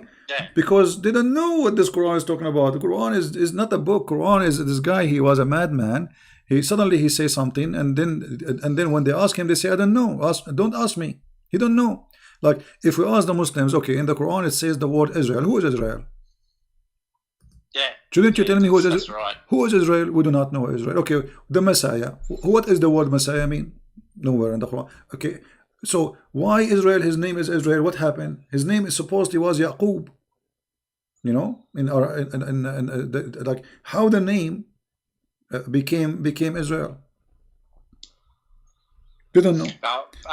Because the Quran is a collection of stories, and those stories are not the stories of Muhammad. Well, what I found interesting when I tried to read it is that the stories don't finish. They're all over the place, and it's sort of like, well, if this is a book from God, why is it so poorly written and just makes no sense? Like, Yeah. I just can't. If it's from God, He's perfect. So why is your book not perfect? That's just Well, my it's not, personal opinion. the Quran is not only not perfect. There's nothing perfect in the Quran. I mean, name for me one chapter in the Quran is not stupid. Just one. Actually, here we go. We have almost. I can't, because I can't read something that is poorly written. It's just like, this is not from God because it's just poor. Yeah, exactly. The Quran, every single verse in it is stupid, and we can show how stupid it is. So here we go. We have Muslims are listening. We have almost 800 people watching. I encourage any Muslim to call me right now and give me one chapter makes sense, just one, and give me the interpretation. That's how I had to buy your book so I could understand it. Yeah. Because your books explained it. Because it was just like, I'm having trouble reading this. So I was reading Quran and I go, well, I bought your book so I could understand it. And I'm like, oh, this is what they're trying to say. But it's just poor. Just very poor. Yeah. Well, thank you very much for calling, my friend. Anything else you want to share? Oh, no, God bless you. I'm just very happy that, you've helped me with a lot. So thank you very much. God bless you. Thank you, my friend. You're welcome. God bless. Enjoy your day. Thank you. God bless. Take care. Bye. Bye-bye.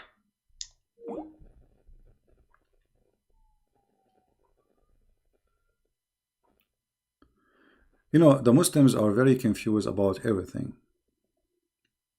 Like we mentioned Israel. Who was Israel? Everyone of them, he give you different ideas. You believe it or not? They don't know. They have no idea.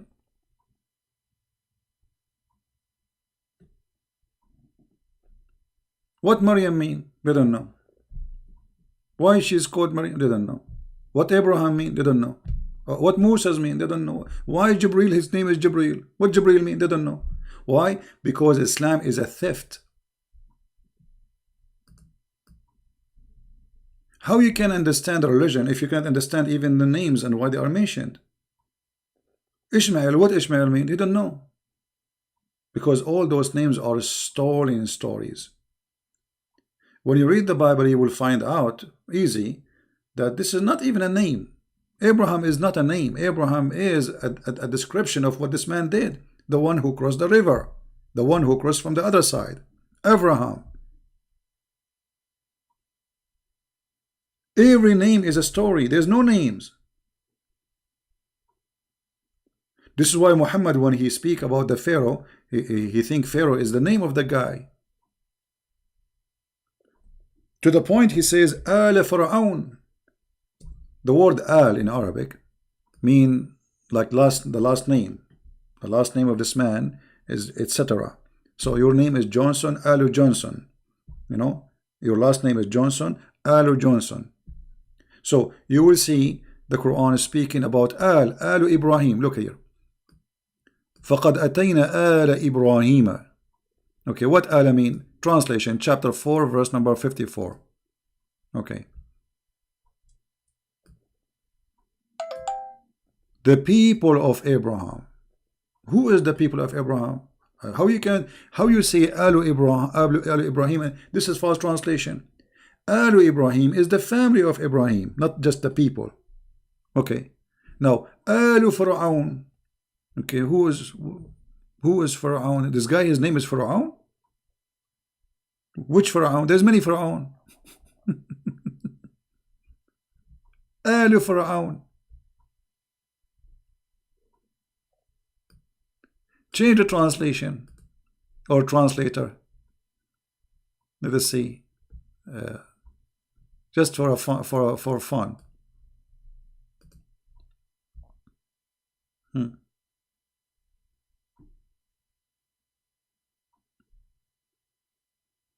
What Alu Fir'aun? All the names mentioned in the Quran, there's no dating, there's no name. Like the Bible speak about who is the one, the king we are talking about. This Pharaoh. Here we do not know who's guy. When Musa was exist? When Israel was exist? Who is David? What David mean? What Sulaiman mean? So, because the nature of the Quran is a collection of stories by others, like, oh, children of Israel. Okay, shouldn't you tell us first who is this guy? His name is Israel. Imagine this book keeps saying children of Israel, once after once after once. Where in the Quran we find the introduction for this person who his name is Israel and the children is called children of Israel? Who is he? There is no introduction.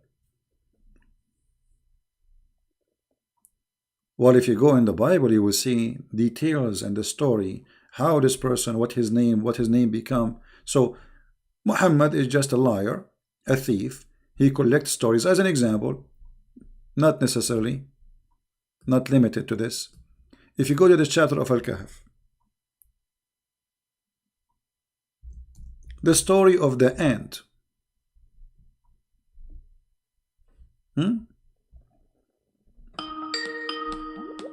We have somebody trying to call. Okay. Hello?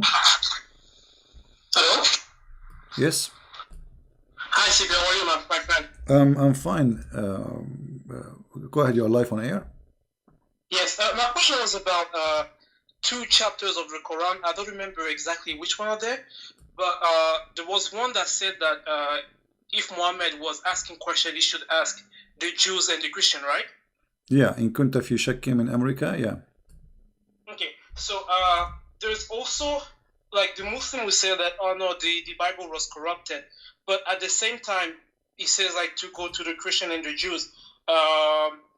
Is there any way in the Quran that says that the Bible was corrupted? Is like an invention for the Muslims? No, you see, the Quran says, وَالَّذِينَ يُحَرِّفُونَ الْكَلِمَ عَنْ مَوَاضِعِهِ, which mean those, if you go and read the interpretation, this is supposedly about a Jew who put his finger in the top of a verse in the Bible so they will not be able to read it.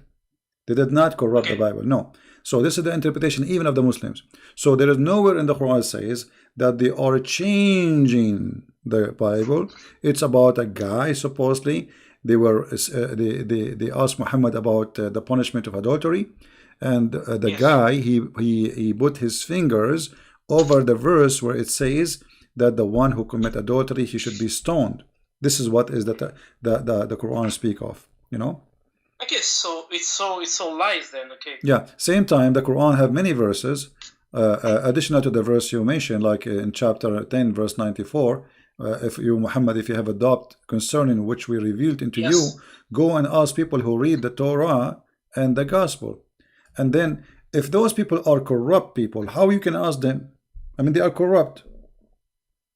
You see, You're right. when You're you right. when you ask for advice, you ask for advice for someone is wiser and decent, right? Yes. Okay. Yes. If they are corrupting and if they are following false teaching, that means they lost their decencies and they are not wise, because the one who corrupt his own book is foolish, and the one who follow wrong teaching is foolish too. So why he is asking him to go and ask the Christians? In the same time, if you go in the Quran, you will find many verses saying that he confirming what they have, like Muhammad is coming and he confirmed what they have with them, confirming what they have with them. Okay, chapter 2 verse number 89, it says, and when there is come to them, which mean the Jews, a book, which is the Quran, from Allah, confirming what is with them. Do you see it in the screen? I don't know if you can see, if you have a delay. No, I can, because I'm using my phone. All right. So confirming what is with them. So how the Muslim, they say the Bible is corrupt if he is confirming what is with them. What is with them? You see some translation, they try to fool you, says what was with them. No, it doesn't say that. Lima ma'ahum. The Arabic is so clear. And even here, the Muslim translation saying it clearly, confirming what is with them. Number 2, how the Christians can change the Bible. I mean, like, is it one person in the world in control? I mean, the Bible is printed even in India. There is this Bible went everywhere in the world. So they went to Africa. So if there were like different Bible, right? we So know, because in different, not only that, in different languages, not only in many Bible, in different languages. So which one they will corrupt? And at the same time, why the Christian did not accuse the Jews of a change in the Bible? Right. Let us say the Jews corrupted the Bible, the Torah. Okay, how come the Christian did not notice that? And why in the world anyway a Jew would do that? I mean, this is a stupid idea. If somebody is a believer in his belief, in his God, so he prayed, he became a rabbi, he grew a beard, and then he corrupt the book. I mean, this is stupid. This is literally stupid. You're right. It's like saying to a Muslim, you change your book. This is stupid too, because, I mean, why you want to do that? You know what? I just thought about that. The thing you said about the Jews, why they would like change their Bible. When you think about it, it would be extremely stupid, because what reason they would do that, right? Because the Jews were all living in Israel at that time. I mean, before Muhammad. So they would have no reason to change the Bible if there were no any pagan around, right? Yeah. That's extremely stupid. No, because supposedly, there's no reason, because they believe in their religion. Look, I want to show you something just for fun. Maybe you would not mention the Muhammad. He told them that the Jews, they hate Jibreel, they hate Gabriel. Okay, Muslims, where we can find in the Bible that the Jews, they hate Gabriel? Nowhere. How in the word Muhammad he says such a lie? I mean, you have to be a donkey to say such a donkey statement, because this is an angel of God approved by the Jews, and Muhammad even he took the name from the Jews. He don't even know what the name means. This is in the Hebrew language. So why the Jews they hate Jibreel? Give us a reason. Who is a Muslim? Want to tell us why he ate their yummy? What he did? This guy, he plays soccer and he joined the wrong team. You know that phrase proved that Jibreel is Satan, because yes, the Jews hate Satan. They don't hate any angel of God except Satan. Yeah, well, but why the Jews they hate Jibreel? Give us a reason why okay, what is behind the story? Let us say, for the sake of argument, the Jews they hate Jibreel or Gabriel. Why? Yeah. Why? Where the story is coming from? Where Muhammad he got this from? No explanation. No explanation. Yeah. Muhammad is like a guy who ate like bad ice cream, poison food, and he have a diarrhea. And wherever he go, he do poo-poo, and people walking behind, and there's a lot of wind. Yeah. Yeah. This is that's what we call anti-Semitism, right? They just hate the Jews for no reason. Well, you know, even if you give a reason, you have to give, like, the Jews, they hate Gabriel, but why? Why Gabriel exactly? What he did? So then, and here you should ask yourself, why the Muslim did not ask Muhammad? Why? If we go in the hadith, look, let me show you. Let me find the hadith for that. Here, and this is Sahih al-Bukhari. It says, a guy, he came to him and he asked him 3 questions, and supposedly nobody knows him except a prophet. And the story is hilarious, because the guy who told Muhammad nobody knows the story except a prophet, he himself, he knew the answer, which means he's a prophet too. You know what I mean? Like, if you imagine, you come to me, you call me, you say, CP, I will ask you 3 questions and nobody knows the answer for them except a prophet. All right? And then I give you the answers and you say you are right. You know, this is true. That's mean you know the answer too. Yeah, you're right, because how do you know that? That's mean you are a prophet. I mean, the stupid of donkeys. And look here, it says. So they ask him, what is the first meal? Like, what is the first portent of the hour? What is the, look how serious the question. What is the first meal in the judgment day? And then in the paradise, sorry. And what makes the baby look like the father? And here they're giving the answer. And look what Muhammad said. The prophet said, just now, Jibreel has informed me about that. Abdullah, he said, Jibreel. The prophet said, yes. Abdullah said, he is among the angels, is the enemy of the Jews. Muslims, why the Jews, they hate this Jibreel? And then Muhammad, he gave us his intelligence, and he said, what resembled the baby? He said, if the man have discharged first, read with me, and if the man discharge proceed of the women, then the child resembled the father. And this is who told him that? Jibreel. This is why if I get married, I will never have discharge first. I don't want my son to look like me. That's disgusting. You know?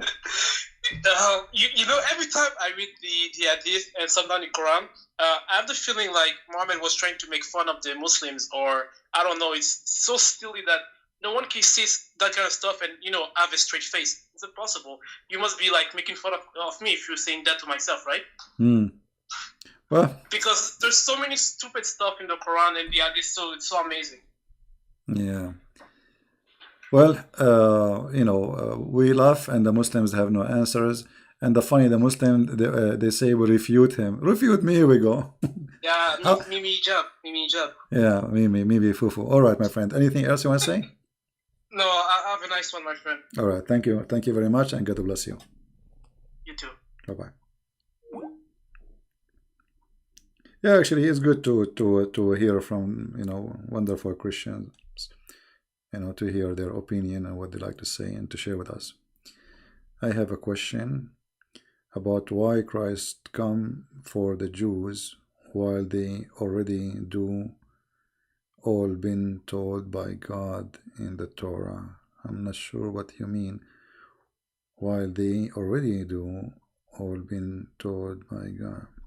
Well, you see, being a Jew does not mean you are saved. See, the Jews, they first of all, they are the only one who worship the true God. So it's very normal for the Messiah, who the Jews are waiting for him anyway. They are promised. They've been taught about him. So he will come and he will be of the Jews. So he come to the Jews for many reasons. Number one, those are the people who choose him, which means they choose to worship the true God. And he is the one who chose them to come to them, through them. Secondly, the Jews are not saved unless they have the correct... just give me a second, please. I will call you back. Let me answer this person. I will call you back, the one I hang up on you. So the Messiah, he come for the Jews for a very simple reason. First, it's time for him to come. Secondly, he will come through who? Those are the people who believe in him. Those are the people who are waiting for him. And those are the people who he promised they will come to them. So why he will not? So you will see that all the stories, like when Jesus said that Abraham, he saw my day, and he rejoiced for seeing it. Abraham is not a stranger. Abraham is the grandfather of the Jews. So this is a family who decide to believe in God out of all the world, when everybody was worshiping idols, everybody worshiping rocks and stones, this family and this man and his wife and his family after him, they decide to follow the true God. So it's very normal for the Messiah to come. Now, the Jews, they've been taught everything in the Torah, including that the Messiah will come. So if you are talking about why the Messiah, he came, because in the Torah still saying to them that the Messiah will come. And until now, actually, there's many Jews are waiting for the Messiah to come. So he come to them first because he promised them. Secondly, to explain to them many things they have wrong. As an example, the Jews, they've been given orders to observe, like Sabbath. The Messiah, he said to them, Sabbath was made for the man, not the man was made for Sabbath, which means the Jews, they have a wrong understanding of their own scriptures for a long time. It's been said to you, but I say to you. So they have a statement said to them, but they have wrong understanding. The same when they went after the women to stone her. He said to them, well, if one of you, he have no sin, stone her. Which means you are a bunch of hypocrites going after this poor woman. So the coming of the Messiah is to fulfill, as he said, to complete. It's not completed yet. Same time, to bring salvation for mankind, all mankind, not only the Jews. So he come through the Jews, but he's not only coming to the Jews, he's coming for all mankind. This is why he said they have sheep out of this. This is why he said, I am not of this world, I am from above. So he came through the Jews, for he promised the Jews, and the Jews waiting for him. In the same time, he is coming not only for the Jews, he's coming for all of us to bring salvation. All right? Let us see the person who is trying to call. I will call you back. Okay.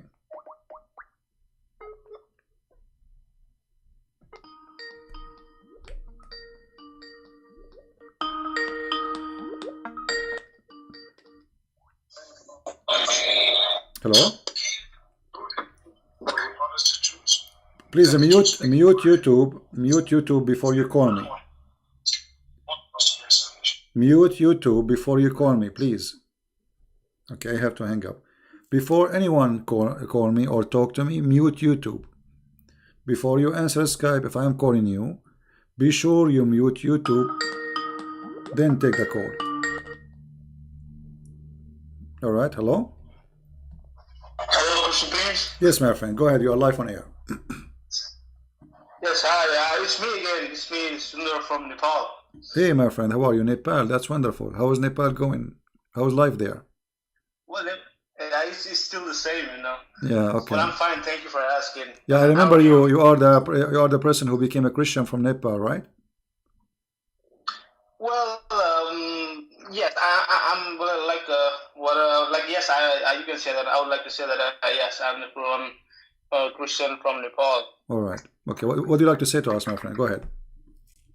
Well, I have one of these things going on in my mind a long time already, because you know this. The Muslims, they always say that how can God can kill his son? That Jesus was not the one who was crucified. Why would God punish his own son by crucifying and killing him in the cross, right? Mm-hmm.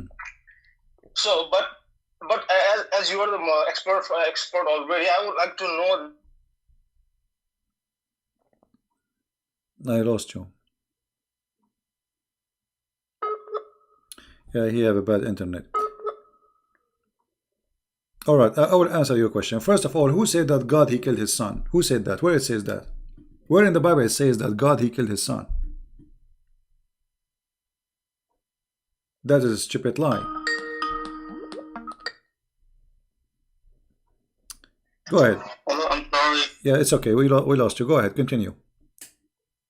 Yeah, and my point is, like, do they believe that Jesus was whipped and he was hit and he was scolded by the Jews and he was put the throne was kept on his head and he was brutally beaten by the soldiers and even the people, and he was like he carried the crosses all the way to the Golgotha Calvary, And do they all these Muslims they believe this one, or they just want to stick with that Jesus No, was not crucified?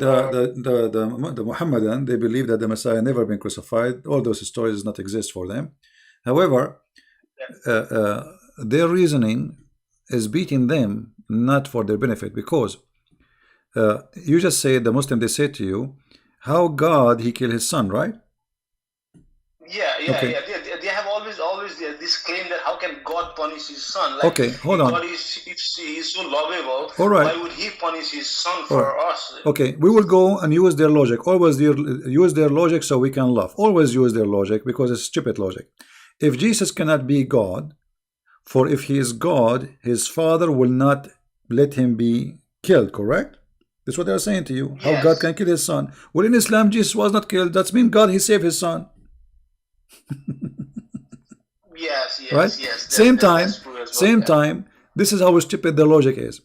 Why Allah, if he is the God of Isa, why he saved Isa but he did not save Muhammad? Muhammad, he died because of a poison. Why? He definitely didn't save Muhammad. Right. Why Allah did not save Muhammad but he saved Jesus? Any Muslim have an answer? Why Allah he hate Muhammad and he loved Jesus? The life of Jesus is more priceless to Allah more than Muhammad. Okay, it's okay. Don't call me back. It's okay, my friend. I got your question. That's it.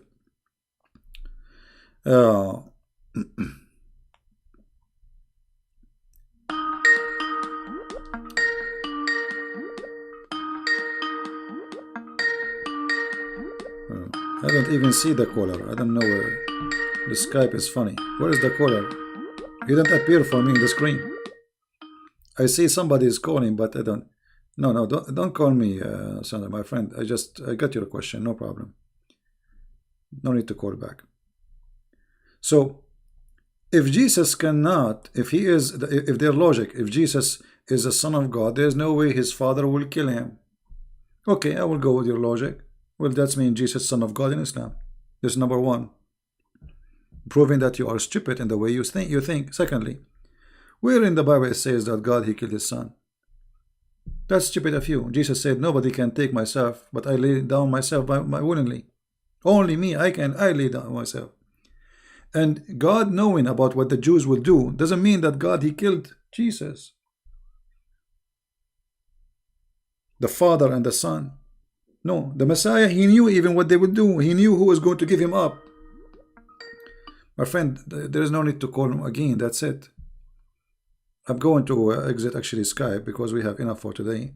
Otherwise, this is endless. I apologize.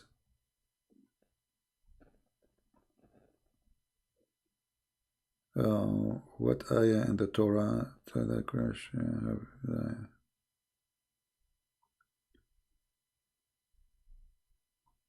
Okay, Jew thought that the Messiah will come. Yeah, will the you see, the Messiah he quote there's many. You can go right now searching Google, Prophet Google, peace upon him, prophecies in the Old Testament about the Messiah. You will find endless. But one of them, which is Messiah, he quote for the Jews. He said, "What do you say about Christ?" They said he is the son of David. He said, if he is a son of David, then why he call him God? And about the Messiah, he will, die. Where in the Torah it says the Messiah he will not die? Nowhere. You see, when somebody give you a question, and the question is like to make it, let us say, mission impossible.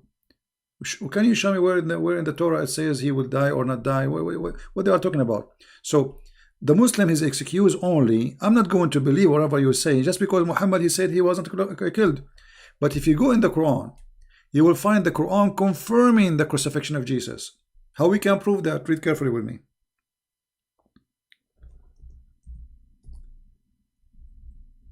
The Quran confirmed the crucifixion. But the Quran confirmed that there is someone look like Jesus. Do you see it? So, which means The Bible is very accurate in the story, because the witnesses, they saw someone in the cross. He looked exactly like Jesus. He speak like Jesus. He have the voice of Jesus, and nobody can notice he's not Jesus. For he is made by Allah resemble Jesus. Do you see the Quran? So when a Muslim, he says his stupid stories, he is getting his God Allah busted, spanking him in his bum. For the Quran confirm that there was a crucifixion, and the one who was in the cross, he looked exactly like Jesus. Guys, is it me saying that, or this is what you see in the screen? This is the Muslim translation. Now, if we are there, me and you, all of us, and we see someone look exactly like Jesus, and then you ask me second day, did Jesus was crucified? I would say yes. Correct? Because a true, honest witnesses is the one who say what they saw. And the Quran witness that the Christian, they saw someone look exactly like Jesus. That's mean they are telling the truth. Who is the liar in this story? Allah. Allah is the cheater, he deceiver. He made them think this is Jesus, but it's not Jesus. So it's the fault of who? Do you see how stupid the Quran is? This is officially a stupid book. This is a certified stupid book. Because if you make me see Isa in the cross, and what is the purpose of this? Ask yourself. You see, you have just like try to focus and think deeply. Okay, Allah want to save Jesus. No problem. Do he need to do this? In fact, the Messiah already is taken up to heaven. Why he need this guy? What does resemble Jesus for? I mean, what this is for? This is stupid. And how many people in the world they resemble Isa? To the point nobody noticed that this is not Isa. I mean, do you see how stupid the story? So this verse in the Quran confirm that they saw someone look exactly like Jesus. That means it is Jesus until you prove the opposite. Do you understand me? Do you understand, guys, the logic? This is very logical. As long as you agree that the one who was in the cross looked exactly like Jesus, well, you have to prove that this is not Jesus. Because now, until now, what we have from the Quran, it is Jesus. He looked like Jesus, so it's Jesus. Even his mother, she could not recognize that it's not him.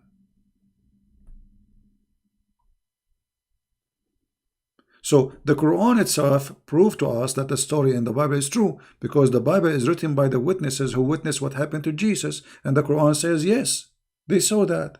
They saw someone look like Jesus. But Allah is a liar. My friend, how I can even read what you are writing for me? Omati, God, ha, Virgin, I don't know what is that. Indonesian language. That's why I say the Quran is a book written by a stupid idiot guy. His name is not Muhammad, his name is Qatham. And by the way, there's a Muslim, he says to in the it says that Qatham was the uncle of Muhammad. Open Ibn Kathir, you donkey. I mean, those who they are making videos to refute me, they are donkeys. Certified donkeys.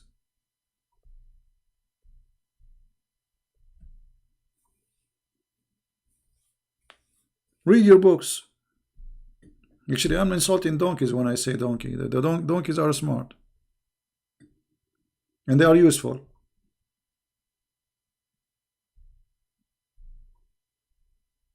Very useful animals. They harm nobody. They are peaceful. And they are very useful. Right?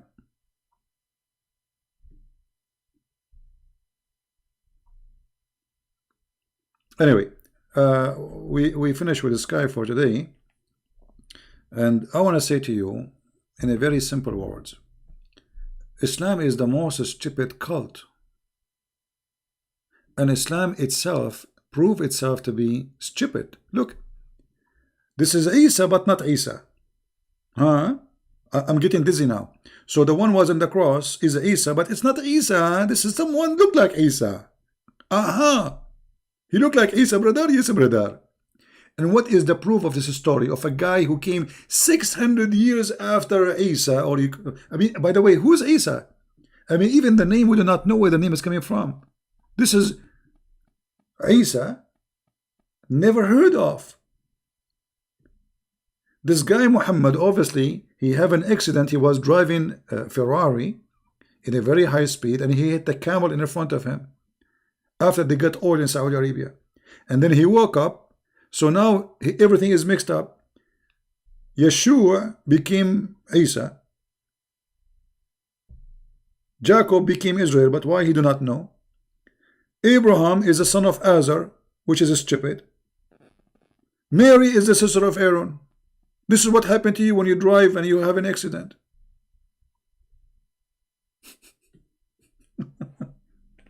Right?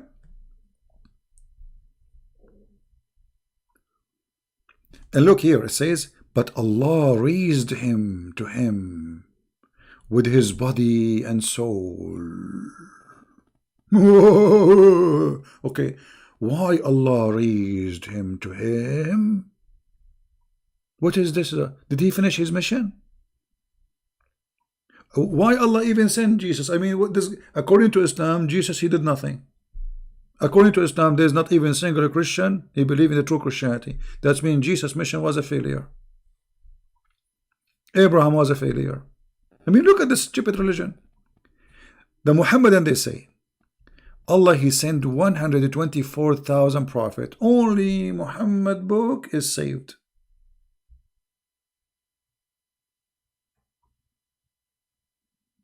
Right? أنت لا ترى دولة الإسلام قامت بدماء الصادقين. My friend, the state of Islam is gone. Don't you see? They have them. They have 60,000 in jail. They don't know what to do with them. They are feeding them fraud. They are feeding them rats and mice. The Kurdish in Syria and Iraq. What are you talking about? What is state of Islam? It's gone.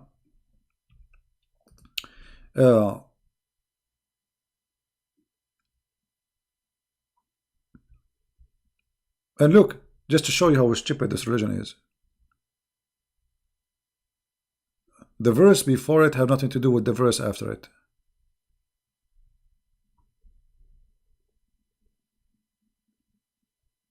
Crazy cult. Muhammad, he came 600 years. The funny, one of the videos, a Muslim, he left Islam in the video, and the guy who was trying to supposedly refute me, he said, look, this guy, he left Islam, but there is no, but CP did not provide any proof.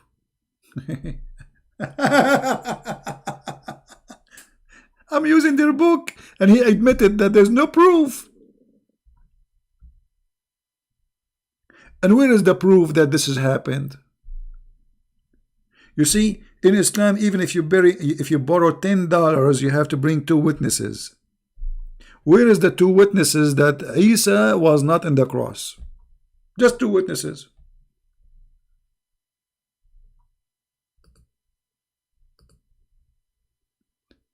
Muhammad was not in the time of this man Isa.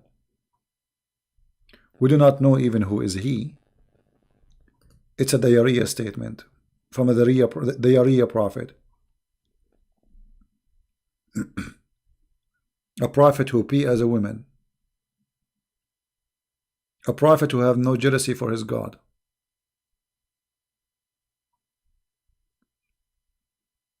Anyway, today it's a Friday night.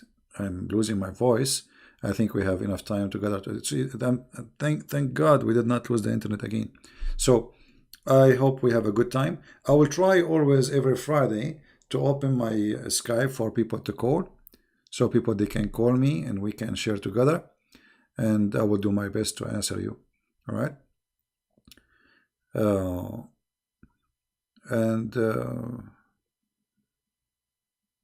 Not prophet. God says to Abraham in the Quran, we have made you to the people an imam. You know, Don, you have no idea what are you talking about. The prophet are the imam. The prophets are the imam, because when there's a prophet exists, there's nobody can lead except him, for he is the imam. You are ignorant. You don't even know what the word imam means. It is the one who lead the prayer, and if the prophet exists, he is the highest between them, so he will lead.